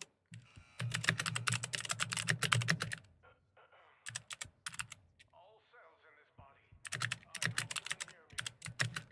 We'll be holding an emergency meeting for the entire collective momentarily. First for me too. Let's check it out. Thank you for your service. Until now, you've done a remarkable job working for this body's health. However, there is no longer any need for you to carry on. Is he saying we should just stop working on the body from now on? A serious incident occurred within the coronary arteries that has endangered all of the other systems. At this time, the oxygen supply to the heart has been completely blocked. Whoa! Hold on a second! What's going to happen to this body if the heart stops? Smoking and drinking to excess. Increased cholesterol levels, lack of sleep, constant stress. These factors have inevitably led to the numerous threats and damage this body has experienced up to this point. Liver deterioration, gonococci, alopecia areata, kidney stone, urinary tract infection, pulmonary embolism, H. pylori. And every time, thanks to your tireless dedication, we've managed to overcome those hurdles and restore balance for a while. But this is the breaking point.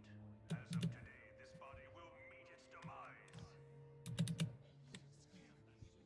Is this really the end? I can't believe it! You think you can drop a bomb like that on us and we're not gonna do anything? Yes, of course. We'd anticipated the possibility of something like this happening eventually. Although, it's not like we were There was a good chance that this catastrophe could have been averted had the situation improved even marginally. Don't give us that! If you knew all along, you could have done something about it! We've taken every possible action on our end to stave off this outcome. But this body is now in an extremely harsh and untenable state, and we just can't.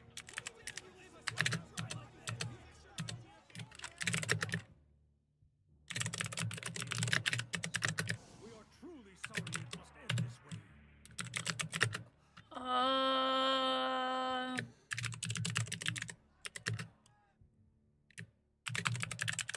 We want to thank you for all your hard work up until now. Wait, where are you going?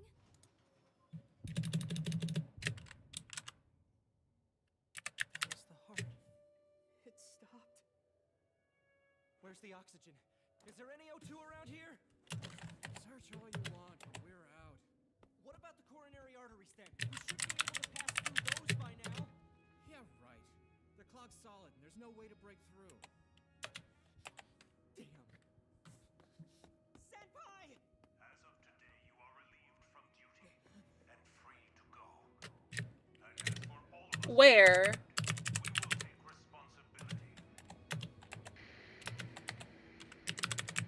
So what do we do now?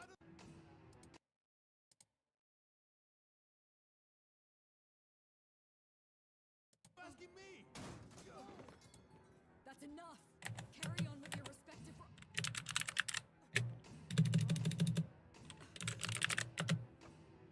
No. All of the body's functions are coming to a halt. Oxygen. There's gotta be some more oxygen somewhere around here. We're not getting any oxygen. Oh no, has the body stopped breathing?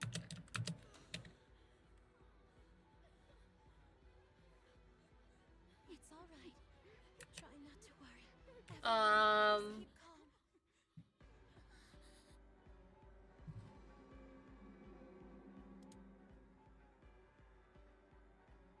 Crap! Digestion's been knocked out cold.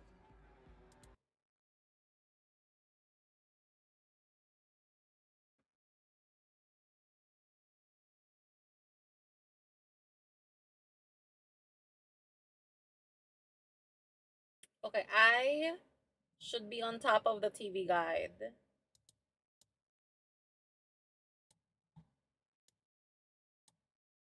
Okay.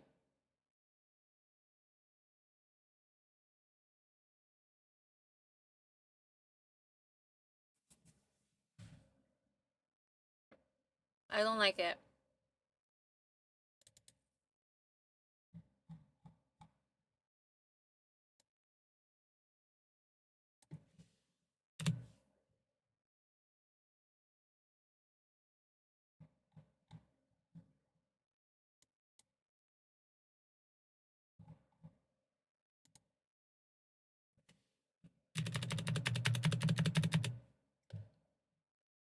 Fridays and Saturdays have my night streams.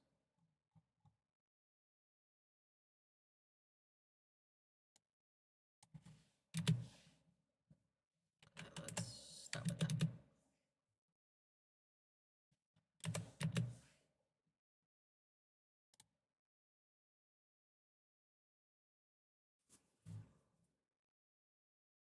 Where did it go?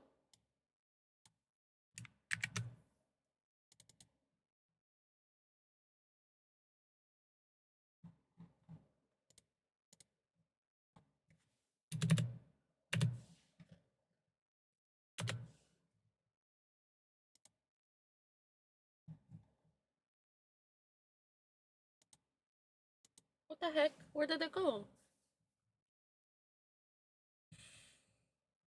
Crazy, because that means that they're dead. That means that the body is dead. Crazy. Okay.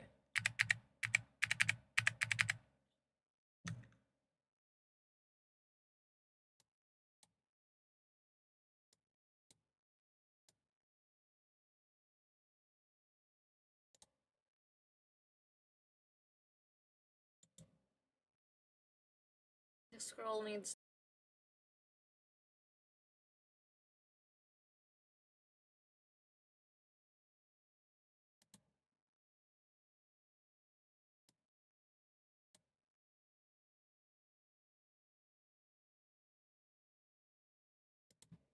So it's come to this. We can finally rest now. What do you guys think? So normally I would have a video here, but Amazon Video doesn't like it when you live stream their videos, so it's gonna be like right here. And then I'll let you know what we're watching, like right here. And then comments are right here. Any announcement will be like down here. I just have to make them like a certain. I want them to look like TV Guide channels. Should update them.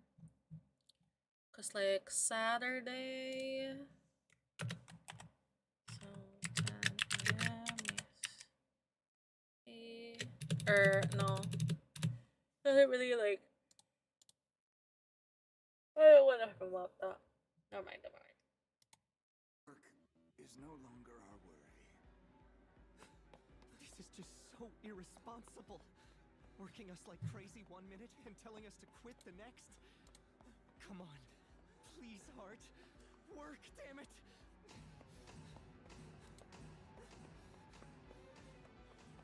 Because I still wanna work. I still believe in working.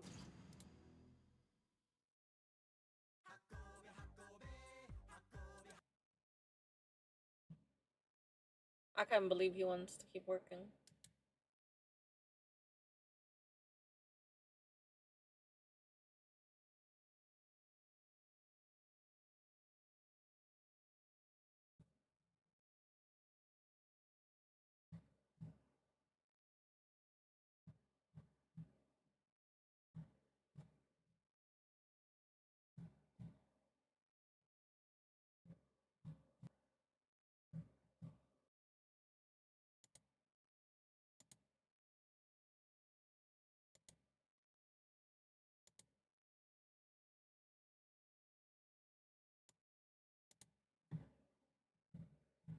More pills in a single day than a cancer patient takes in a week, and subjected his body to countless experimental laser treatments, all to chase that ultimate dream, staying young and alive forever.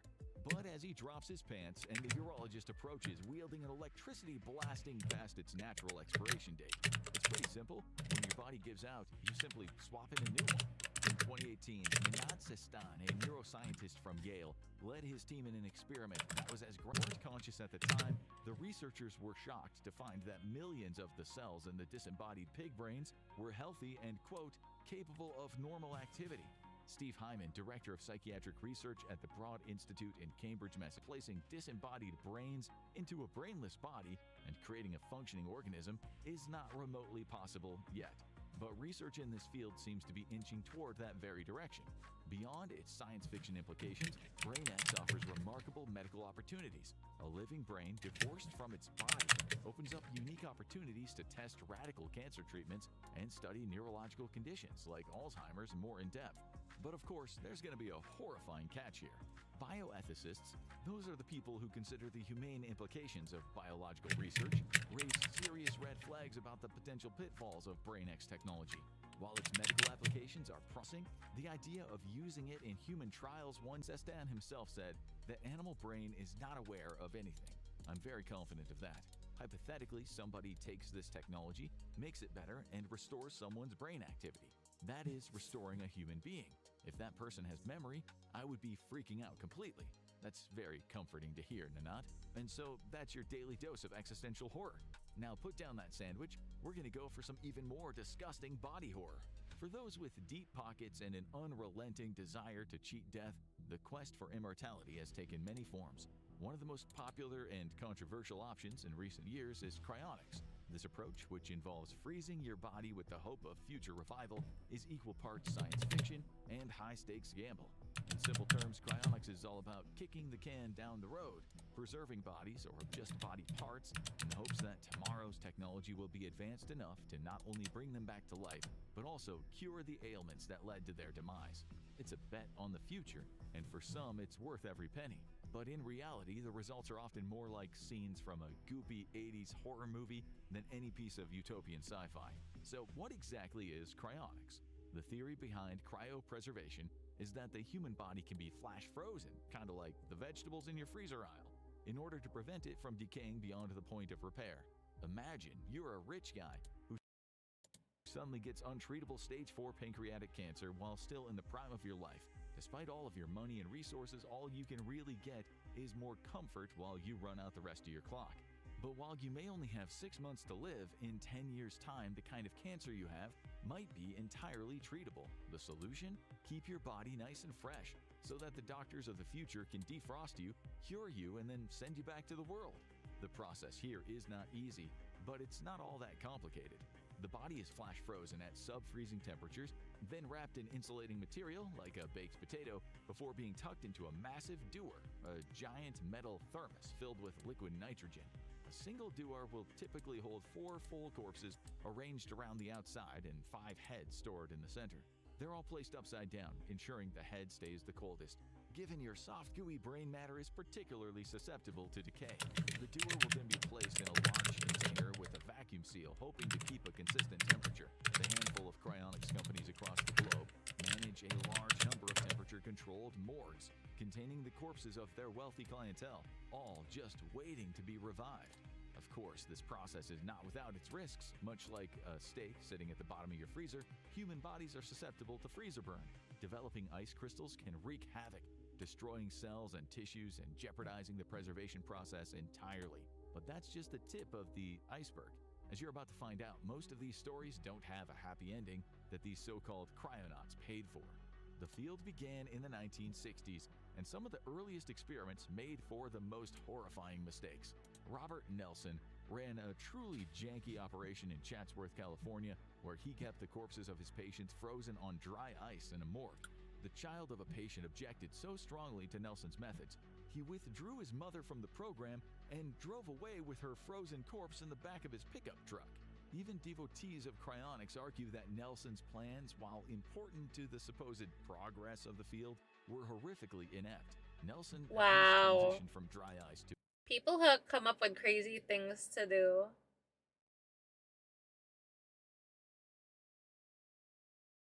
I wonder if I should just put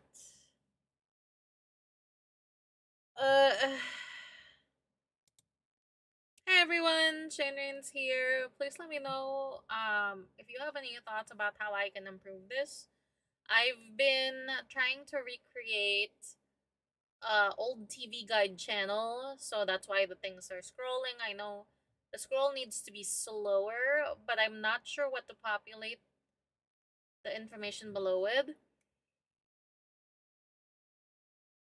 And then here, the video could be something that I'm watching, so right now that's something I'm watching, but it could also be like ads, and then the same thing with this right here. This is ad space, and then I'm just kind of like a floating head. If you have any ideas of what I could do, let me know, because I'm not sure if I like me up here and I don't like me down there because it's a mess down there. It's not good. So I'm not sure how to fix it. Like, should I don't know, let me know. To a dewar filled with liquid nitrogen, but he had an awkward time stuffing in all the corpses, very likely already suffering from thaw damage into the capsule. It's like something out of a gruesome dark comedy. In 1974, Nelson froze the body of a 6-year-old boy, but the body was frozen too quickly and it cracked, destroying it without any hope of ever reviving the kid at a future date. Monstrous mistakes like this were not an isolated incident for Robert Nelson. Every single one of his clients at What the heck? What if you like actually believe that this man can cryogenically freeze you? And then you woke up and you're in heaven. Like, ah, shoot, it didn't work. Chatsworth eventually experienced a critical cryopreservation failure.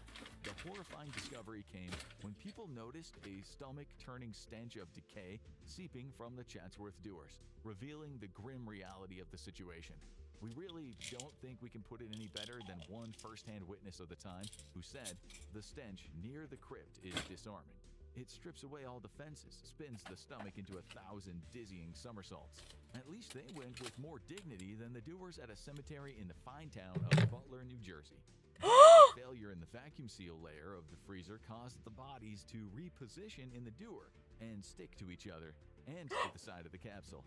But that wasn't the end of these corpses' horrifying afterlives. The dewar broke again later, and this time is terrible. the corpses thawed entirely. They melted into a thick human soup at the bottom of the capsule, requiring them to be disposed of through other means. That is, once they'd been scraped off the side of the container by men wearing breathing apparatuses so they wouldn't vomit from the smell. This is crazy. So sad. Due to the severe damage freezing and thawing can inflict on organs and soft tissues, many cryonics organizations, such as Alcor, adopted a new approach in 1983, decapitating clients and preserving only their heads. This method, officially called neuropreservation, sounds like something straight out of a conspiracy theory, much like the infamous rumors about Walt Disney. How future scientists are supposed to address this lack of body is a mystery. Whether they're banking on new bodies being cloned, robot bodies being created, or living on as a severed head in a jar remains to be seen. When 3 cryonauts were decapitated for neuropreservation by Alcor, scientists gained an unprecedented opportunity to study the effects of freezing and thawing on the headless bodies. Things were relatively chill at first, but the extent of the damage was soon revealed. Skin cracked and peeled away at fractures, and all the major organ systems experienced shattering as they thawed to some degree. Even the spine had been split into 3 pieces, which is not a great situation for someone who wants to be alive. Even as late as 2006, cryonic snafus were dashing people's dreams of immortality. Dr. Raymond Martineau, a French scientist, became obsessed with the idea of cryonics as a path to immortality. He spent decades preparing for his death, believing that by 2050 the technology to bring back preserved corpses would be widely available. To this end, he bought a chateau and he started constructing an elaborate freezer system in the basement. In 1984, he would tragically get to use it when his wife passed away, and he interred her body inside the cooling unit like some kind of real-life Mr. Freeze from Batman. For decades, he kept up with the electrical bills by inviting cryonics enthusiasts to come and view his wife's body in the freezing unit for a price.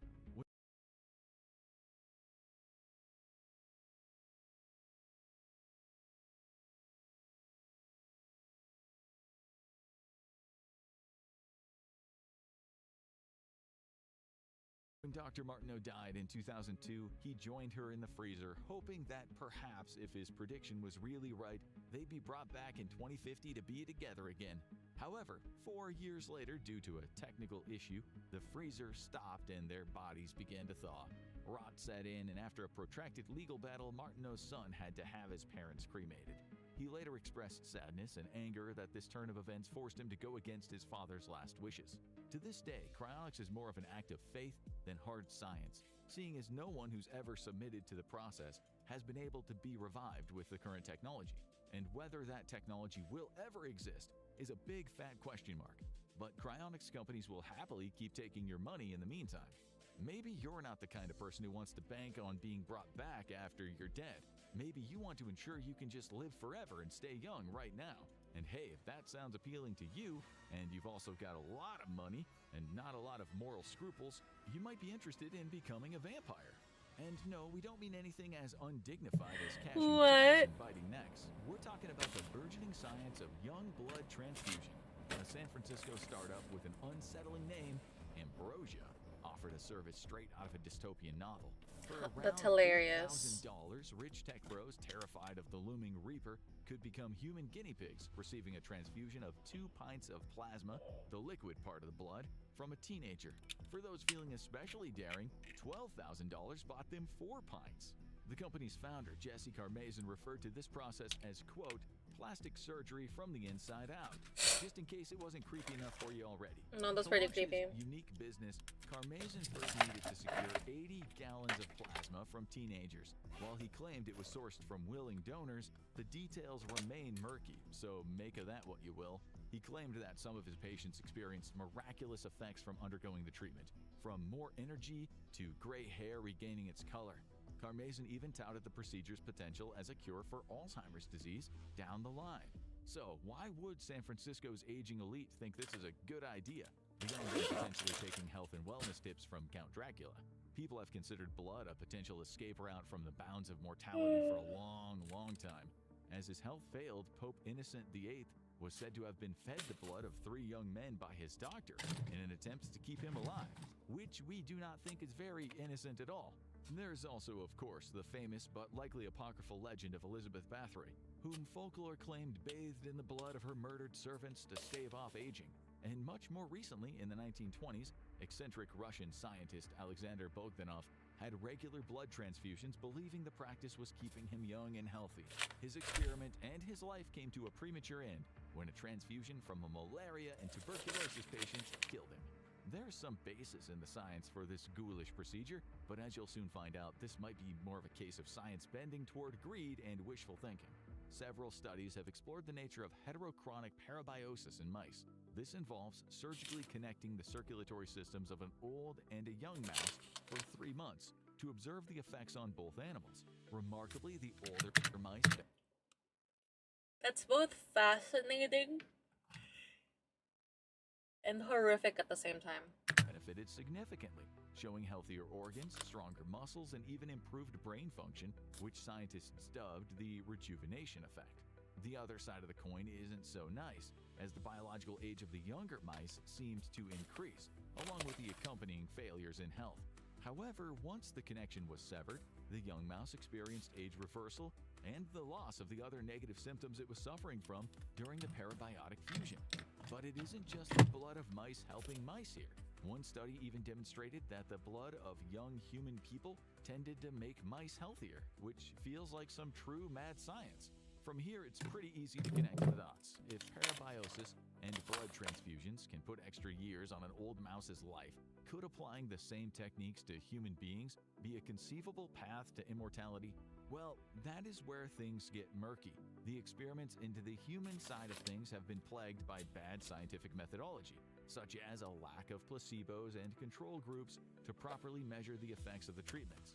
Others in the medical field have had some pretty serious concerns about negative health effects of the procedure, let alone not allowing you to live forever. You really don't need a medical degree to realize that injecting blood into your body always carries a risk of potentially fatal infection if it isn't done properly. In addition to the various scientists and doctors speaking out against the dubious claims of health benefits from ambrosia, in 2019 the FDA also intervened. They released a public statement saying there is no proven clinical benefit of infusion of plasma from young donors to cure, mitigate, treat, or prevent these conditions.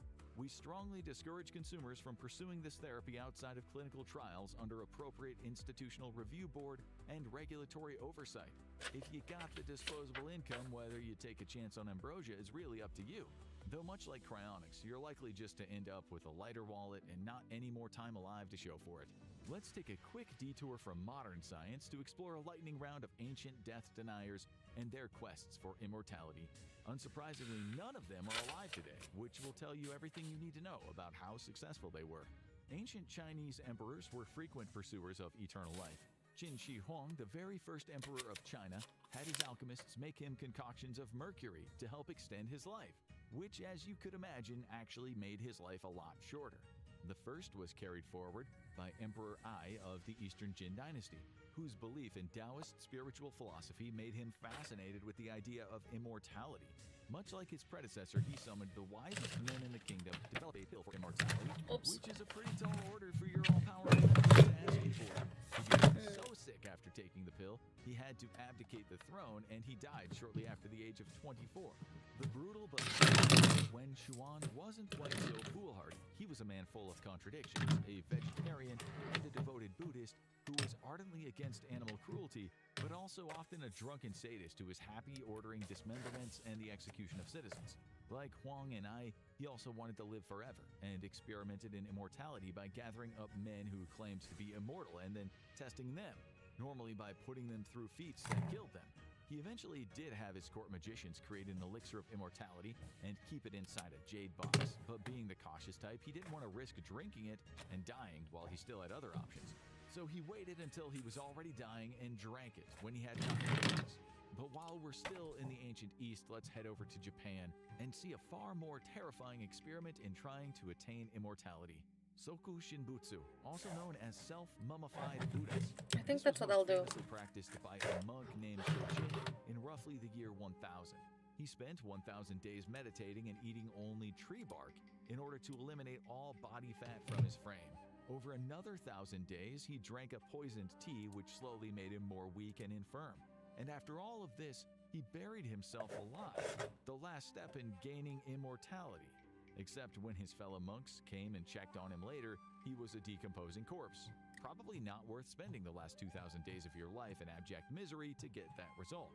These bizarre and metaphysical experiments in the quest for immortality aren't just relics of the ancient world. James Schaefer, a cult leader and an alleged former member of the Ku Klux Klan, founded a group called the Royal Fraternity of Master Metaphysicians, based in a secluded compound known as Peace Haven. But Schaefer wasn't interested in immortality for himself. He and his followers had an even stranger goal: to create an immortal baby.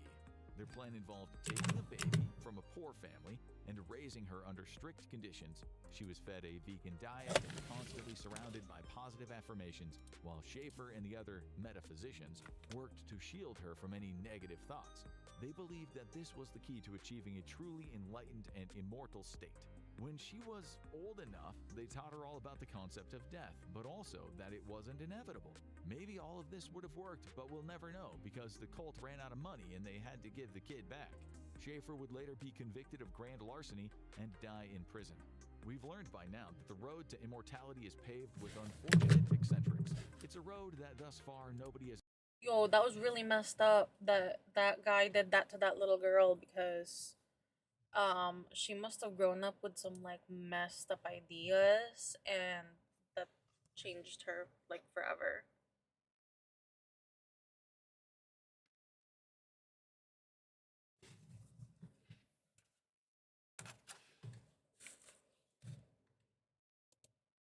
Has ever been able to take all the way to the end. There's one more experiment in immortality to look at, and it's somehow one of the strangest of all. It features a little bit of everything that we've discussed here today. Meet Brian Johnson, a living test subject in immortality science. And the one doing the testing is Brian himself. It's an experiment that he modestly calls the most significant revolution in the history of Homo sapiens. Johnson, a man in his 40s who made hundreds of millions in the tech industry, has now spent over $4 million on a system that he calls Blueprint. The system is aimed at lowering the biological age of the subject in a way that could theoretically continue their tortured existence forever. Why did we just say tortured? Well, you'll see. The Blueprint method involves being the perpetual patient of a team of doctors, eternally taking various vital signs to see which biological need needs to be addressed. How extensive does this tracking get? For one thing, Brian Johnson wears a sensor on his mini Brian Johnson to monitor his nighttime erections, ensuring everything down there is still functioning like it would for a 30-something. He also takes 111 pills every day. Yeah, you heard that correctly. 111 pills, as well as wearing a special baseball cap that massages his scalp with a red light. He collects his own stool in bags daily for testing, and even undergoes shockwave therapy on his penis to maintain its size and vigor. And if that already sounds like an utterly miserable way to live, we regret to inform you that we're just getting started on the hell of Brian Johnson's Blueprint quest. Because the system isn't just physical, it's also mental. Brian has spoken about needing to tame his rascal mind. That's his expression for the part of his brain that wants to do anything that could hurt his biological age. From eating chocolate to drinking beer to sitting on the couch watching TV or YouTube, doing all those things has been described by Johnson as an act of violence against yourself. He's also said that the Blueprint method involves reframing what it means to be human, which in this case seems to mean never having any fun ever on pain of death, all with the hope of making death itself an optional experience. Johnson has had laser therapy on his entire body, as well as collagen fillers to keep his skin looking young. For reasons unknown, he also has absolutely no body hair save for the hair on his head. He sleeps with a laser face shield, picture something out of your favorite sci-fi show, to stop him from getting wrinkled and to supposedly encourage collagen development. Every morning he wakes up at precisely 4:53 a.m. to begin his rigid schedule, a daily grind in his relentless and seemingly futile quest for immortality. He'll step on a scale, specially made for him, which measures his weight, body mass index, hydration level, body fat, and whatever pulse wave velocity is. Once he's done taking those vitals, he uses a UV lamp to adjust his circadian rhythms to perfect standards. He then measures his inner ear temperature, takes... That's too many things in order to maintain your body when there's so much more out there to do. I'm done with this video.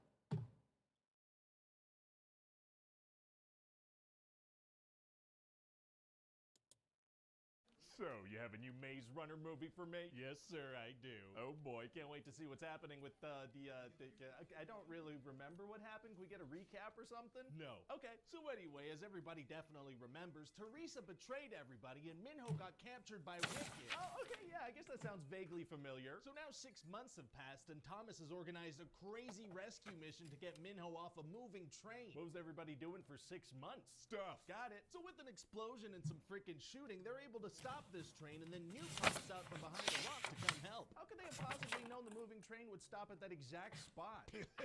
Math, probably. I don't know. That makes sense. So then there's gonna be a crazy shootout between these kids and some armed mercenaries, and the kids are just destroying them. These memory-wiped kids are better shots than trained mercenaries? That's what we're going with. But then these bad guys are closing in.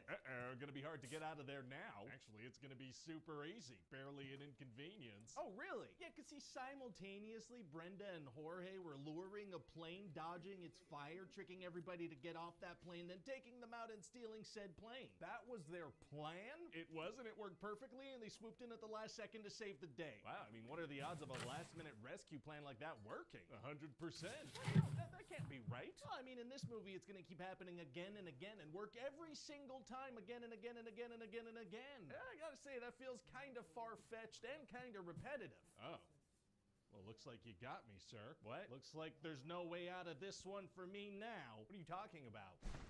Oh my god, did my computer just explode? Yeah, sure seems that way. Jeez, this sudden turn of events kind of made me forget what I was talking to you about. Phew, close one. So then we meet up with Minho and he's running through mazes. Oh, nice, the mazes are back. I was kind of like, why are we even calling these Maze Runner anymore? Right, but turns out this was fake. Okay. Yeah, see, that evil company Wicked are mind torturing him because they're still trying to find a cure for that zombie virus. Now, what is it specifically about mazes that are so torturous for these kids? Listen, sir, I assume they explained that in the books, but we're certainly not gonna. That's fair. And Teresa is back working at Wicked, so that's gonna be tough for Thomas, because I think they flirted once or something, so they're in love. Of course. So Thomas and the gang find out that Minho is at Wicked headquarters, but that's inside this big walled-off city. Oh, and how are they gonna get in there?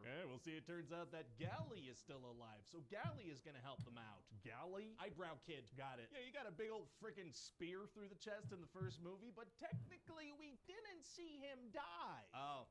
Okay. Did you just roll your eyes? I mean, I don't think so. Explain that again. Gally got a spear inside his chest and collapsed inside a Wicked facility, but then was rescued by a rebel group and joined them and made a full recovery.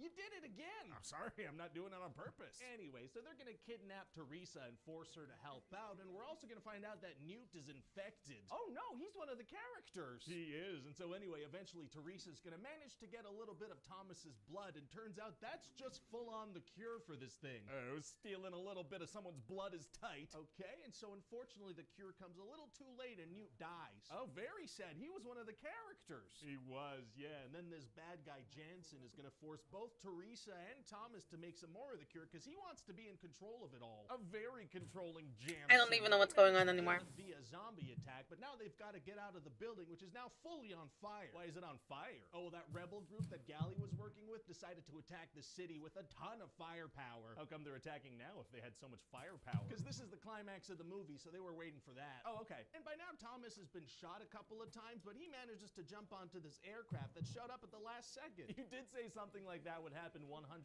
of the time. And it does. So he manages to get away, but Teresa does die. She dies a lot. Dead. Well, that's okay. And so, yeah, the good guys win and live happily ever after. Wow.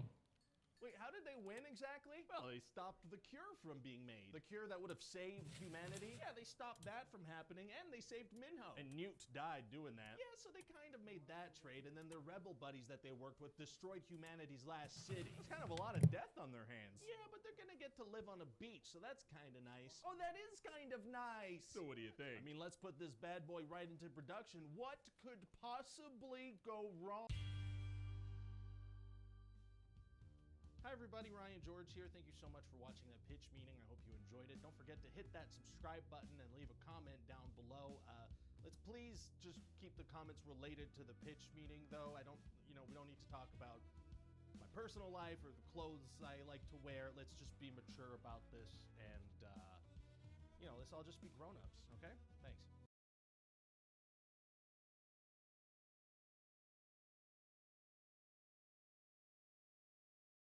So, you got a second Maze Runner movie for me? Yes, sir, I do. And this one's called Maze Runner: The Scorch Trials. Oh boy, I can't wait to see some freaking maze running, some running in mazes. I bet. There's not any maze running in this movie, though. That was more of a first movie thing. Okay, well, I can't wait to see some trials. Yeah, well, in the book there were trials. We're not really doing trials. I can't wait to see some Scorch, whatever that is. Oh, there's gonna be Scorch, sir. Not really like in the book, but it's there. I can't wait to see the. Very funny, sir. The was more of a book thing, though. We're not really doing the. Okay, just tell me what you got. Just tell me the script. Right, so the good guys escaped the maze at the end of the last movie, and now they're in this facility, right? And what's the deal with this place? Well, it's run by this guy, Mr. Jansen, and there are a bunch of other kids there from other mazes. Oh, well, that's nice. Yeah, so they're being held in there by armed guards, and once in a while they choose some kids, and those kids vanish. Nothing suspicious about that, sure. Yeah, they're being told that they're going off to live on a nice farm. Oh, going off to live on a nice farm is tight. Oh wait, that's always code for death. And so Thomas finds out that the kids aren't actually going to a nice farm. Oh no! Their freaking blood's being harvested, and these people actually work for the bad guys. Oh yeah, what were they called again? The evil or the meanies? Wicked. Right, just straight up labeling themselves as bad. So how does Thomas find this out? Well, this kid named Aris snuck him into this lab through some vents. And this guy's been in there for a while, so he's familiar with the whole ventilation system. How long's he been there? Like a week. Wow. Yeah, so now Thomas and his crew, they have to escape. Is that gonna be hard to do? Actually, it's gonna be super easy. Barely an inconvenience. Oh, really? Yeah, see, Mr. Jansen and his men have them surrounded next to this locked door, right? And instead of shooting them with their stun guns, Mr. Jansen decides to do like an evil monologue. Interesting strategy. And then that Aris kid opens the door behind them, because he was off in the vents and he knew how to do that. Oh, Vent Boy. I love Vent Boy. So the good guys run away because they're being chased, and they end up in this big old abandoned mall, and Minho actually manages to turn on the power. Oh, yeah, while you're in hiding, turn on the power for an entire shopping mall. That's a good idea. Is that sarcasm? No. I'm also very dumb. Oh, okay. And so then it turns out because the power's on, that leads to some dangerous stuff. What? Yeah, it turns out this place is freaking full of zombies, so they all have to run away again. Through a maze? No. So they all run away, but Winston gets bit. Oh, no, Winston! Who's Winston? Oh, he was like basically an extra in the first movie. Oh no, Winston! Yeah, so he starts to turn into a zombie, and so they leave him their only gun so he can, take care of it. Wouldn't that gun kind of come in handy? Shouldn't they hang on to that? Yeah, probably shouldn't have left that behind. These guys are making all kinds of bad decisions. So then they're walking in this freaking scorched desert, and Minho runs out of water, so he just tosses the container. There's another one. Oh yeah, so they're trying to find this resistance group called the Right Arm that they heard live in the mountains. Okay. And then they're gonna get chased by some lightning, so they end up in this building. Did you say chased by lightning? And Minho's gonna get struck by a lightning bolt. Oh my god, is he okay? Yeah. I mean, yeah, why wouldn't he be? Because the lightning. Sir, lightning is more afraid of us than we are of it. I think you're thinking of spiders. Well, now I am. Oh. Sorry. Why would you do that kind of mind trick on me? Now you're thinking of millipedes. Oh.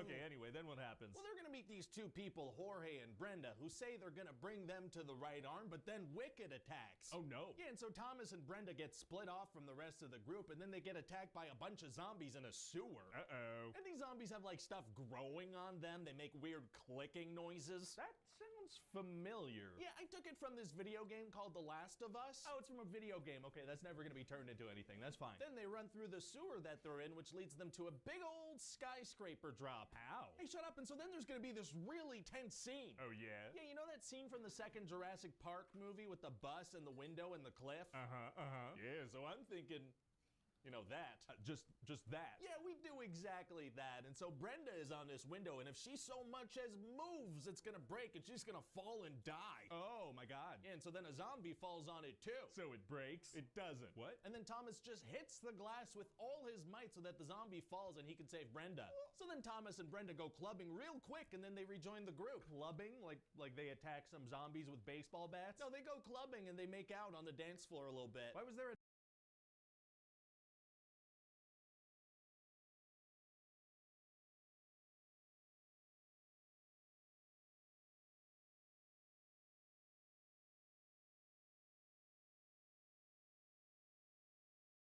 a dance club. And it turns out that Brenda got bit by a zombie, so this lady uses some of Thomas's blood in a way that's gonna cure her for a couple of months. If their blood can already cure people for a while, why not just have regular blood donations instead of building a bunch of mazes? Hey, shut up again, and then Wicked shows up. Oh no. Yeah, Teresa called them. Why? Because her character wasn't interesting in any way, so this is something, you know, betrayal is something. It's more than nothing, which is what was happening with her. Fair enough. So then there's gonna be this big old fight, and Minho's gonna get taken. You know, I'm kind of shocked that kid's still alive. And so then we're all done. It's over. Wait, I feel like we haven't really answered anything, and we're already 2 movies in. Yeah, if you just kind of never answer questions, people will keep coming back for sequels. That makes sense. So what do you think? Well, I think it's a pretty good time. Sick. And hey, if we want that Mr. Jansen twist at the beginning to really work, we gotta really nail the casting on that character. Right? That's smart. Make sure we don't cast anyone that looks like they double-cross people. Exactly.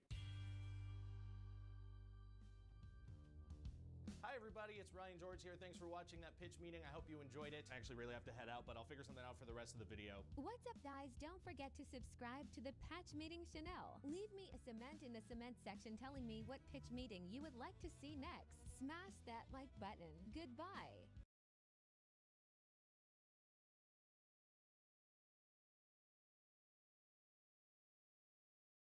So, you have a Harry Potter spin-off for me? Yes, sir, I do. I got your panic 3 a.m. phone call and got straight to work. Yeah, sorry about that. I just had the sudden realization that there might be more money to be squeezed out of the Harry Potter franchise. Over $6 billion at the box office wasn't enough. Well, no, obviously you need more than $6 billion if you want to buy Canada. Is that what you're working towards? I've said too much, so what do you have for me? Well, there was a gimmicky textbook back in 2001 called Fantastic Beasts and Where to Find Them, so I figure we can make a movie with that. We're gonna make a movie out of a fake textbook from the Harry Potter universe? Exactly. Stretching it real thin, so tell me about the movie. Well, the movie takes place in the 1920s and follows this British guy, Newt Scamander, who comes to New York with a suitcase full of magical creatures. Oh, it's gonna be hard for him to get through customs with that thing. No, it's gonna be super easy, barely an inconvenience. Oh, really? Yeah, when the customs guy wants to see inside the case, Newt hits this little switch that makes it okay for muggles. So it can be opened up safely without the creatures jumping out? Yeah, exactly. Totally safe to open up. So how come you didn't already have that switched on? I don't know. In fact, why doesn't he always have that switched on so the creatures don't escape? Well, they need to escape for the movie to happen. So Newt just doesn't care about the safety of the creatures? Oh no, he cares a whole lot about their safety. That's his #1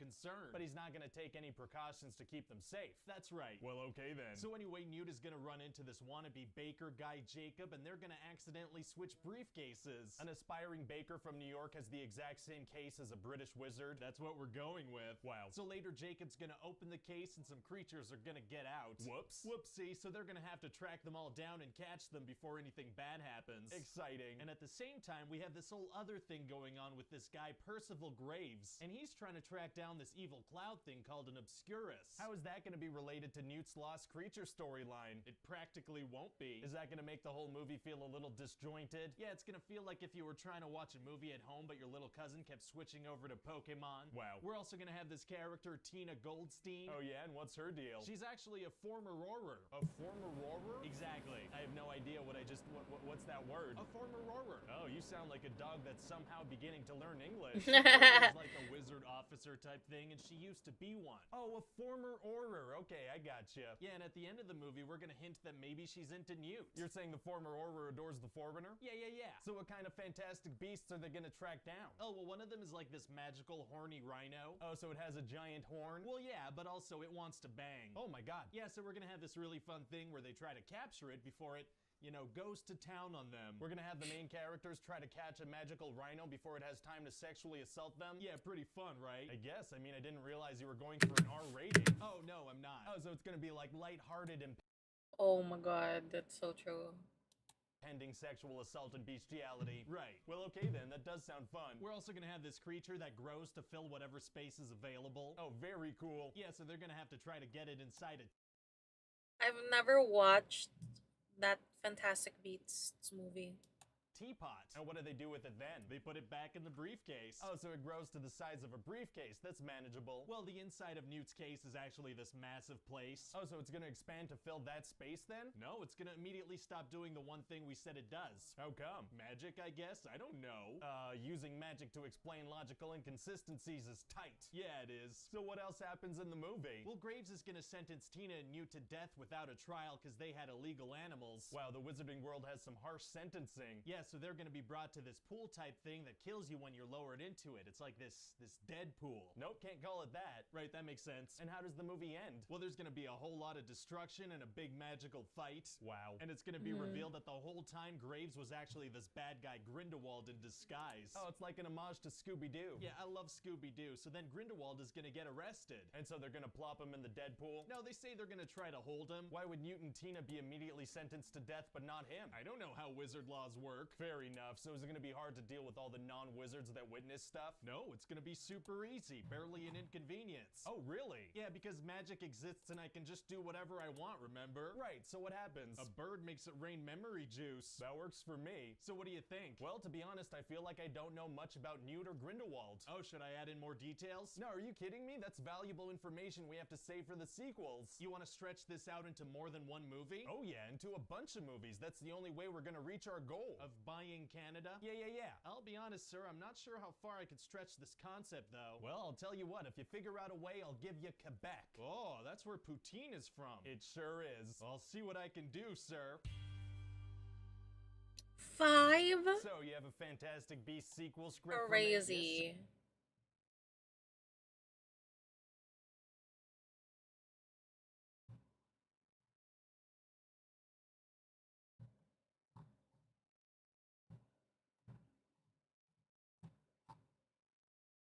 Where did it go? History recap. I love this guy.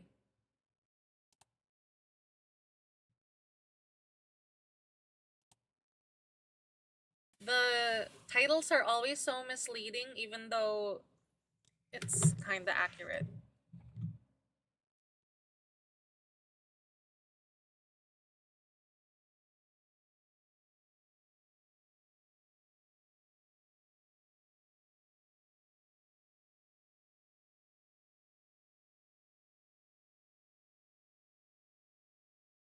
Oh yeah, I want to watch this one. Hi, Mystery Recapped here. Today, I'm going to explain a thriller sci-fi movie called War Games. Spoilers ahead. Watch out and take care.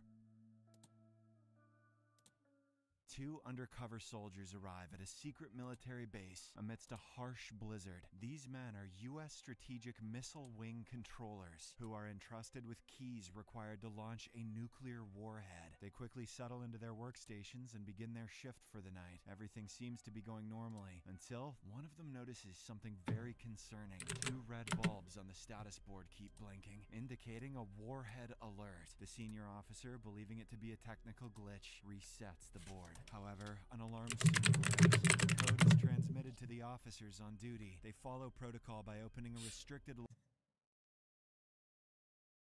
Always says this.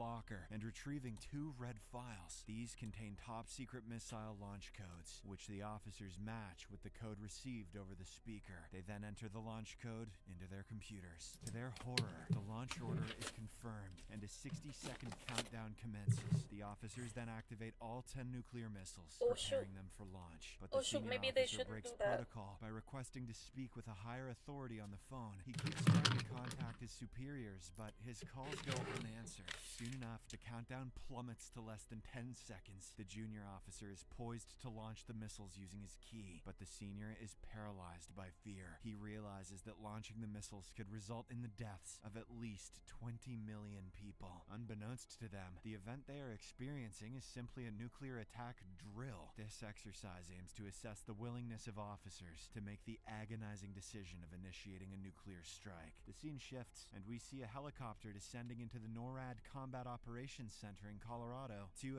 FBI agents disembark and are quickly escorted into a sealed office. They are here for a meeting with Dr. John McKittrick, the head of computer operations. Their purpose is to discuss the outcomes of the unannounced nuclear missile launch drill. Rather concerningly, 22% of the officers entrusted with launching nuclear missiles were unwilling to do so. General Behringer then announces that he will implement a psychological screening program to eliminate such individuals from this demanding responsibility. In a heated discussion, McKittrick says that as long as the final launch decision is given to a human being, this scenario will happen again and again. He persuades the FBI agents to examine their War Operation Plan response, or WOPR. This sophisticated machine learning program continuously gathers and analyzes Shoot, data. I'm hungry It then now. simulates war scenarios between the US and the USSR in the form of a game through its countless simulations. I'm gonna watch this and then I'm gonna get off live because I'm hungry.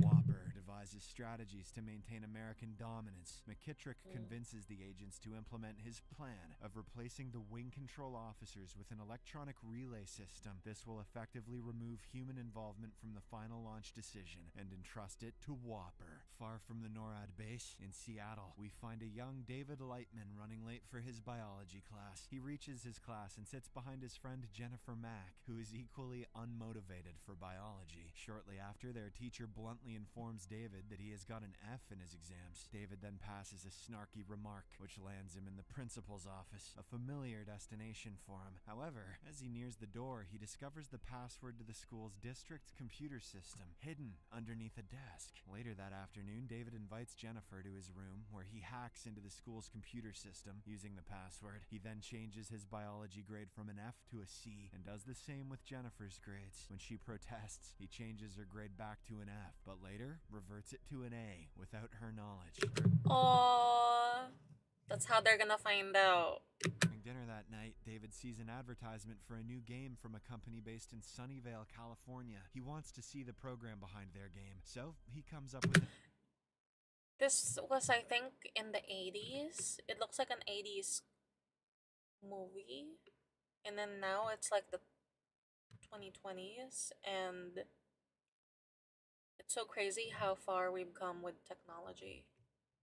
Because there's a good chance it's not likely. Because if I can recall, this movie is about how this kid is able to hack into the government to be able to launch these nukes. And I feel like there was another movie that was like inspired by this, where kids play video games and they're having fun, but actually they're being used to pilot drones for war. But this one is more like, oh, he's a civilian, he accidentally stumbled into it and almost caused a war. And 1 week password, always change. Not only do you need to change your password, you need to be able to have it be complex, add some numbers in there, add some special characters in there, make it long, and have a password manager. an ingenious idea. David programs his computer to scan a list of telephone numbers in Sunnyvale and dial every one of them. He hopes that this will help him find the computer game company. The next day, Jennifer apologizes to David and asks him, That's wild. Who thinks of doing that? change her biology grades. They then head to his room, where David reveals that he has already changed her grade to an A. Meanwhile, his computer is still dialing numbers to find the game company when it accidentally connects to an unidentified system. David asks the system to list all the games, and it responds with several of them, including Falcon's Maze, Bridge, Checkers, Backgammon, Poker, and Global Thermonuclear War. What was that last one? I don't know. He then prints the list and takes it to two of his hacker friends, Malvin. Oh, Malvin's a hacker for sure. And Jim. On David's provocation, Jim tells him about the backdoor method. Whoa. Don't teach Jennifer this one next time. Oh my goodness. The backdoor method. She comes to your room, where a programmer keeps one password to bypass any security measures that may be added later. Malvin suggests they should look for clues in the first game, Falcon's Maze. Following this, David heads to the library to search for information on the creator of the game Falcon's Maze. He spends hours in there and learns that the game was created by someone named Dr. Stephen Falcon. The teenager keeps visiting the library for a whole week and eventually finds substantial information. Turns out Dr. Falcon developed a machine learning program that allowed a computer to play games like chess and poker. The program would learn from its mistakes. That's amazing. That's really cool. Especially back then, amazing. And improve its skills with each game. Sadly, according to a newspaper article, Dr. Falcon died young at 41 after his son Joshua and wife passed away in a car accident. This is when David connects the dots. That's so sad.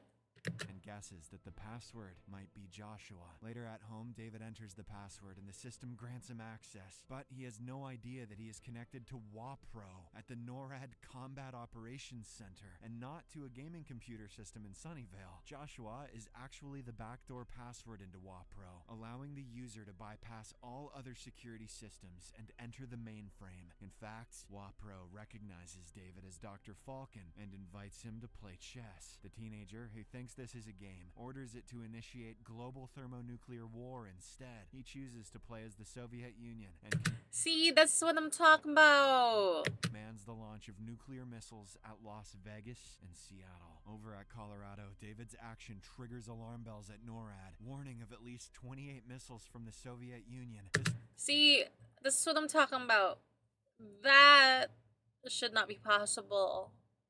Prompts General Behringer to order DEFCON levels to be pushed to 3, bomber aeroplanes to start patrolling, and the president to be notified of the situation. Right then, David's mother calls him downstairs to take out the trash, forcing him to shut down his computer. As a result of this, WAPRO turns off its missile alert, and the situation returns to normal for the time being. It doesn't take long for NORAD officials to discover that something fishy is going on. They realize that someone triggered the nuclear attack simulations in WAPRO and managed to trace it back to Seattle. Soon afterwards, David learns from the news that he has triggered a full-scale nuclear alert at NORAD. He panics at the prospect of being arrested and calls Jennifer. David tells her everything that happened, and she gives him a rather simple solution: to stop calling that particular number. However, while cleaning his room, David receives a call from WAPRO informing him about the progress of his game. It has been running for 31 hours, 12 minutes, and 49 seconds, with an estimated remaining time of 52 hours and 17 minutes. David asks about the game's purpose, and WAPRO states that the only goal is to win. He is so spooked by all this that he immediately pulls out the connection line from his computer. Later that afternoon, while David is coming out from a local shop...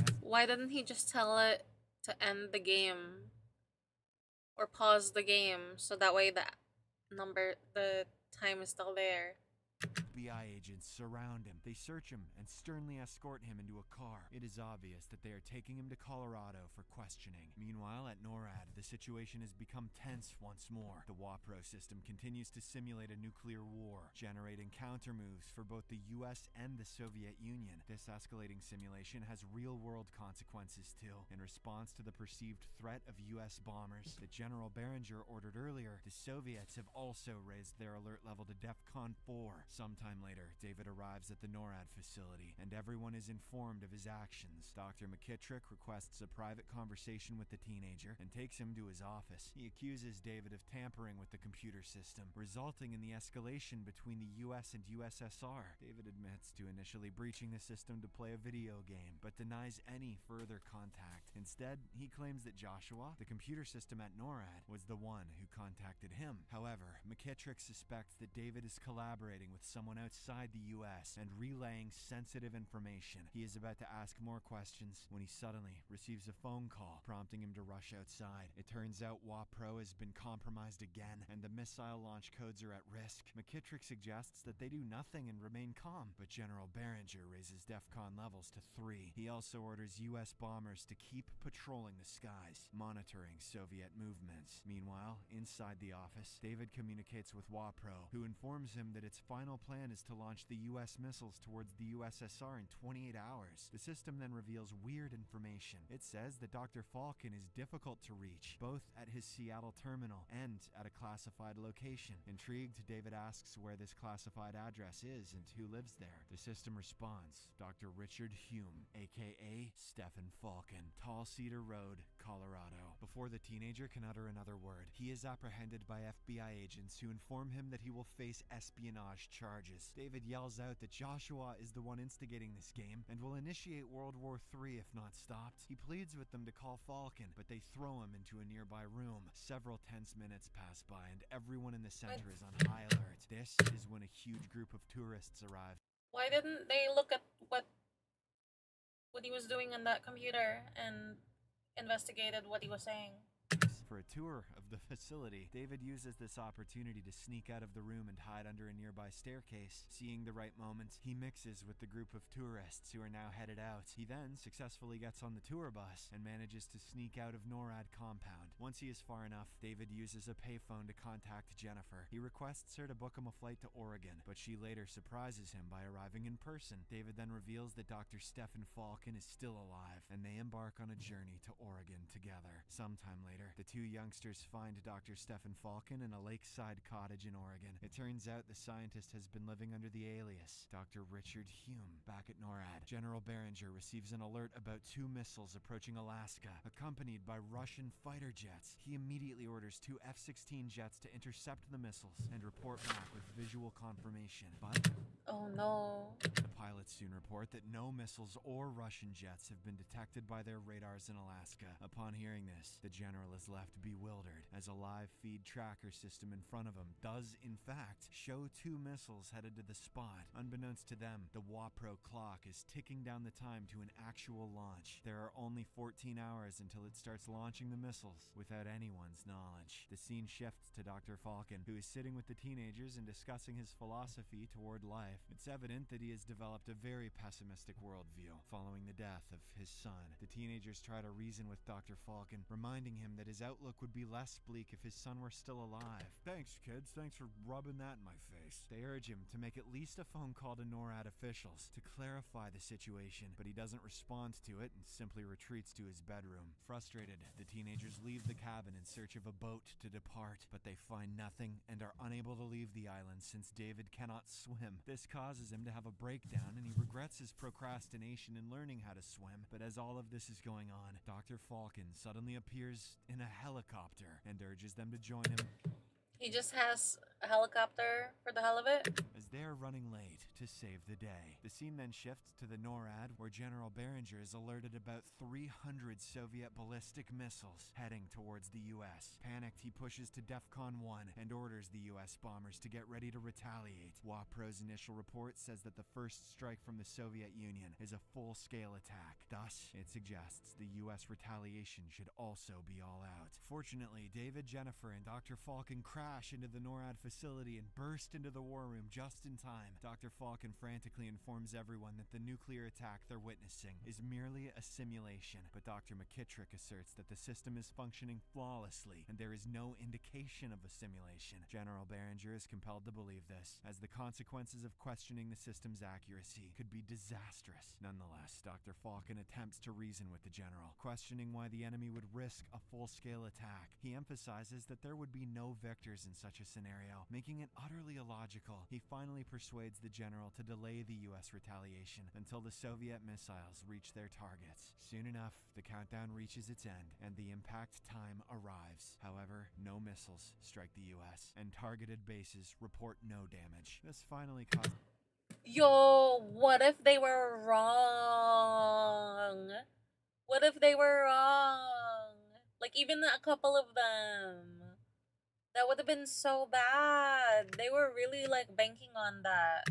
causes everyone to breathe a sigh of relief. However, Dr. Falcon observes that WAPRO continues to proceed with the simulated Soviet nuclear attack. It relentlessly generates numerous passwords to crack the 10-character launch codes for the US nuclear missiles. It is actually planning to initiate the launch of thousands of missiles towards the Soviet Union. Now, disarming the missiles is not an option, as they only have approximately 5.3 minutes remaining. With no other alternative, Dr. Falcon and David infiltrate the WAPRO system and challenge it to a game of tic-tac-toe against itself. The system repeatedly draws the game, and as a machine learning program, it learns the concept of a draw. In the meantime, WAPRO also acquires the 10-character nuclear code and initiates the launch sequence. But before fully launching all missiles, it simulates various nuclear war scenarios. It goes through hundreds of millions of sequences and concludes that there is no winner in any scenario. This makes the machine realize that a nuclear strike by one power against another inevitably leads to the complete annihilation of both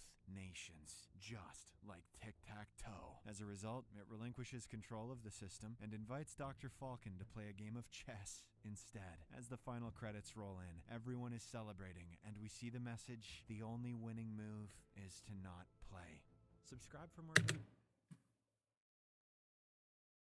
How philosophical. Thank you guys so much for being here and hanging out.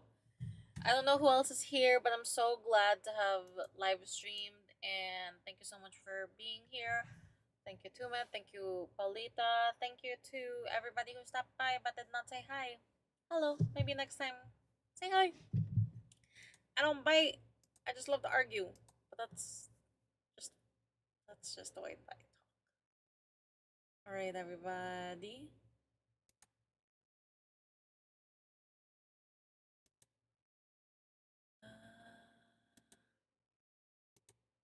Have a good night.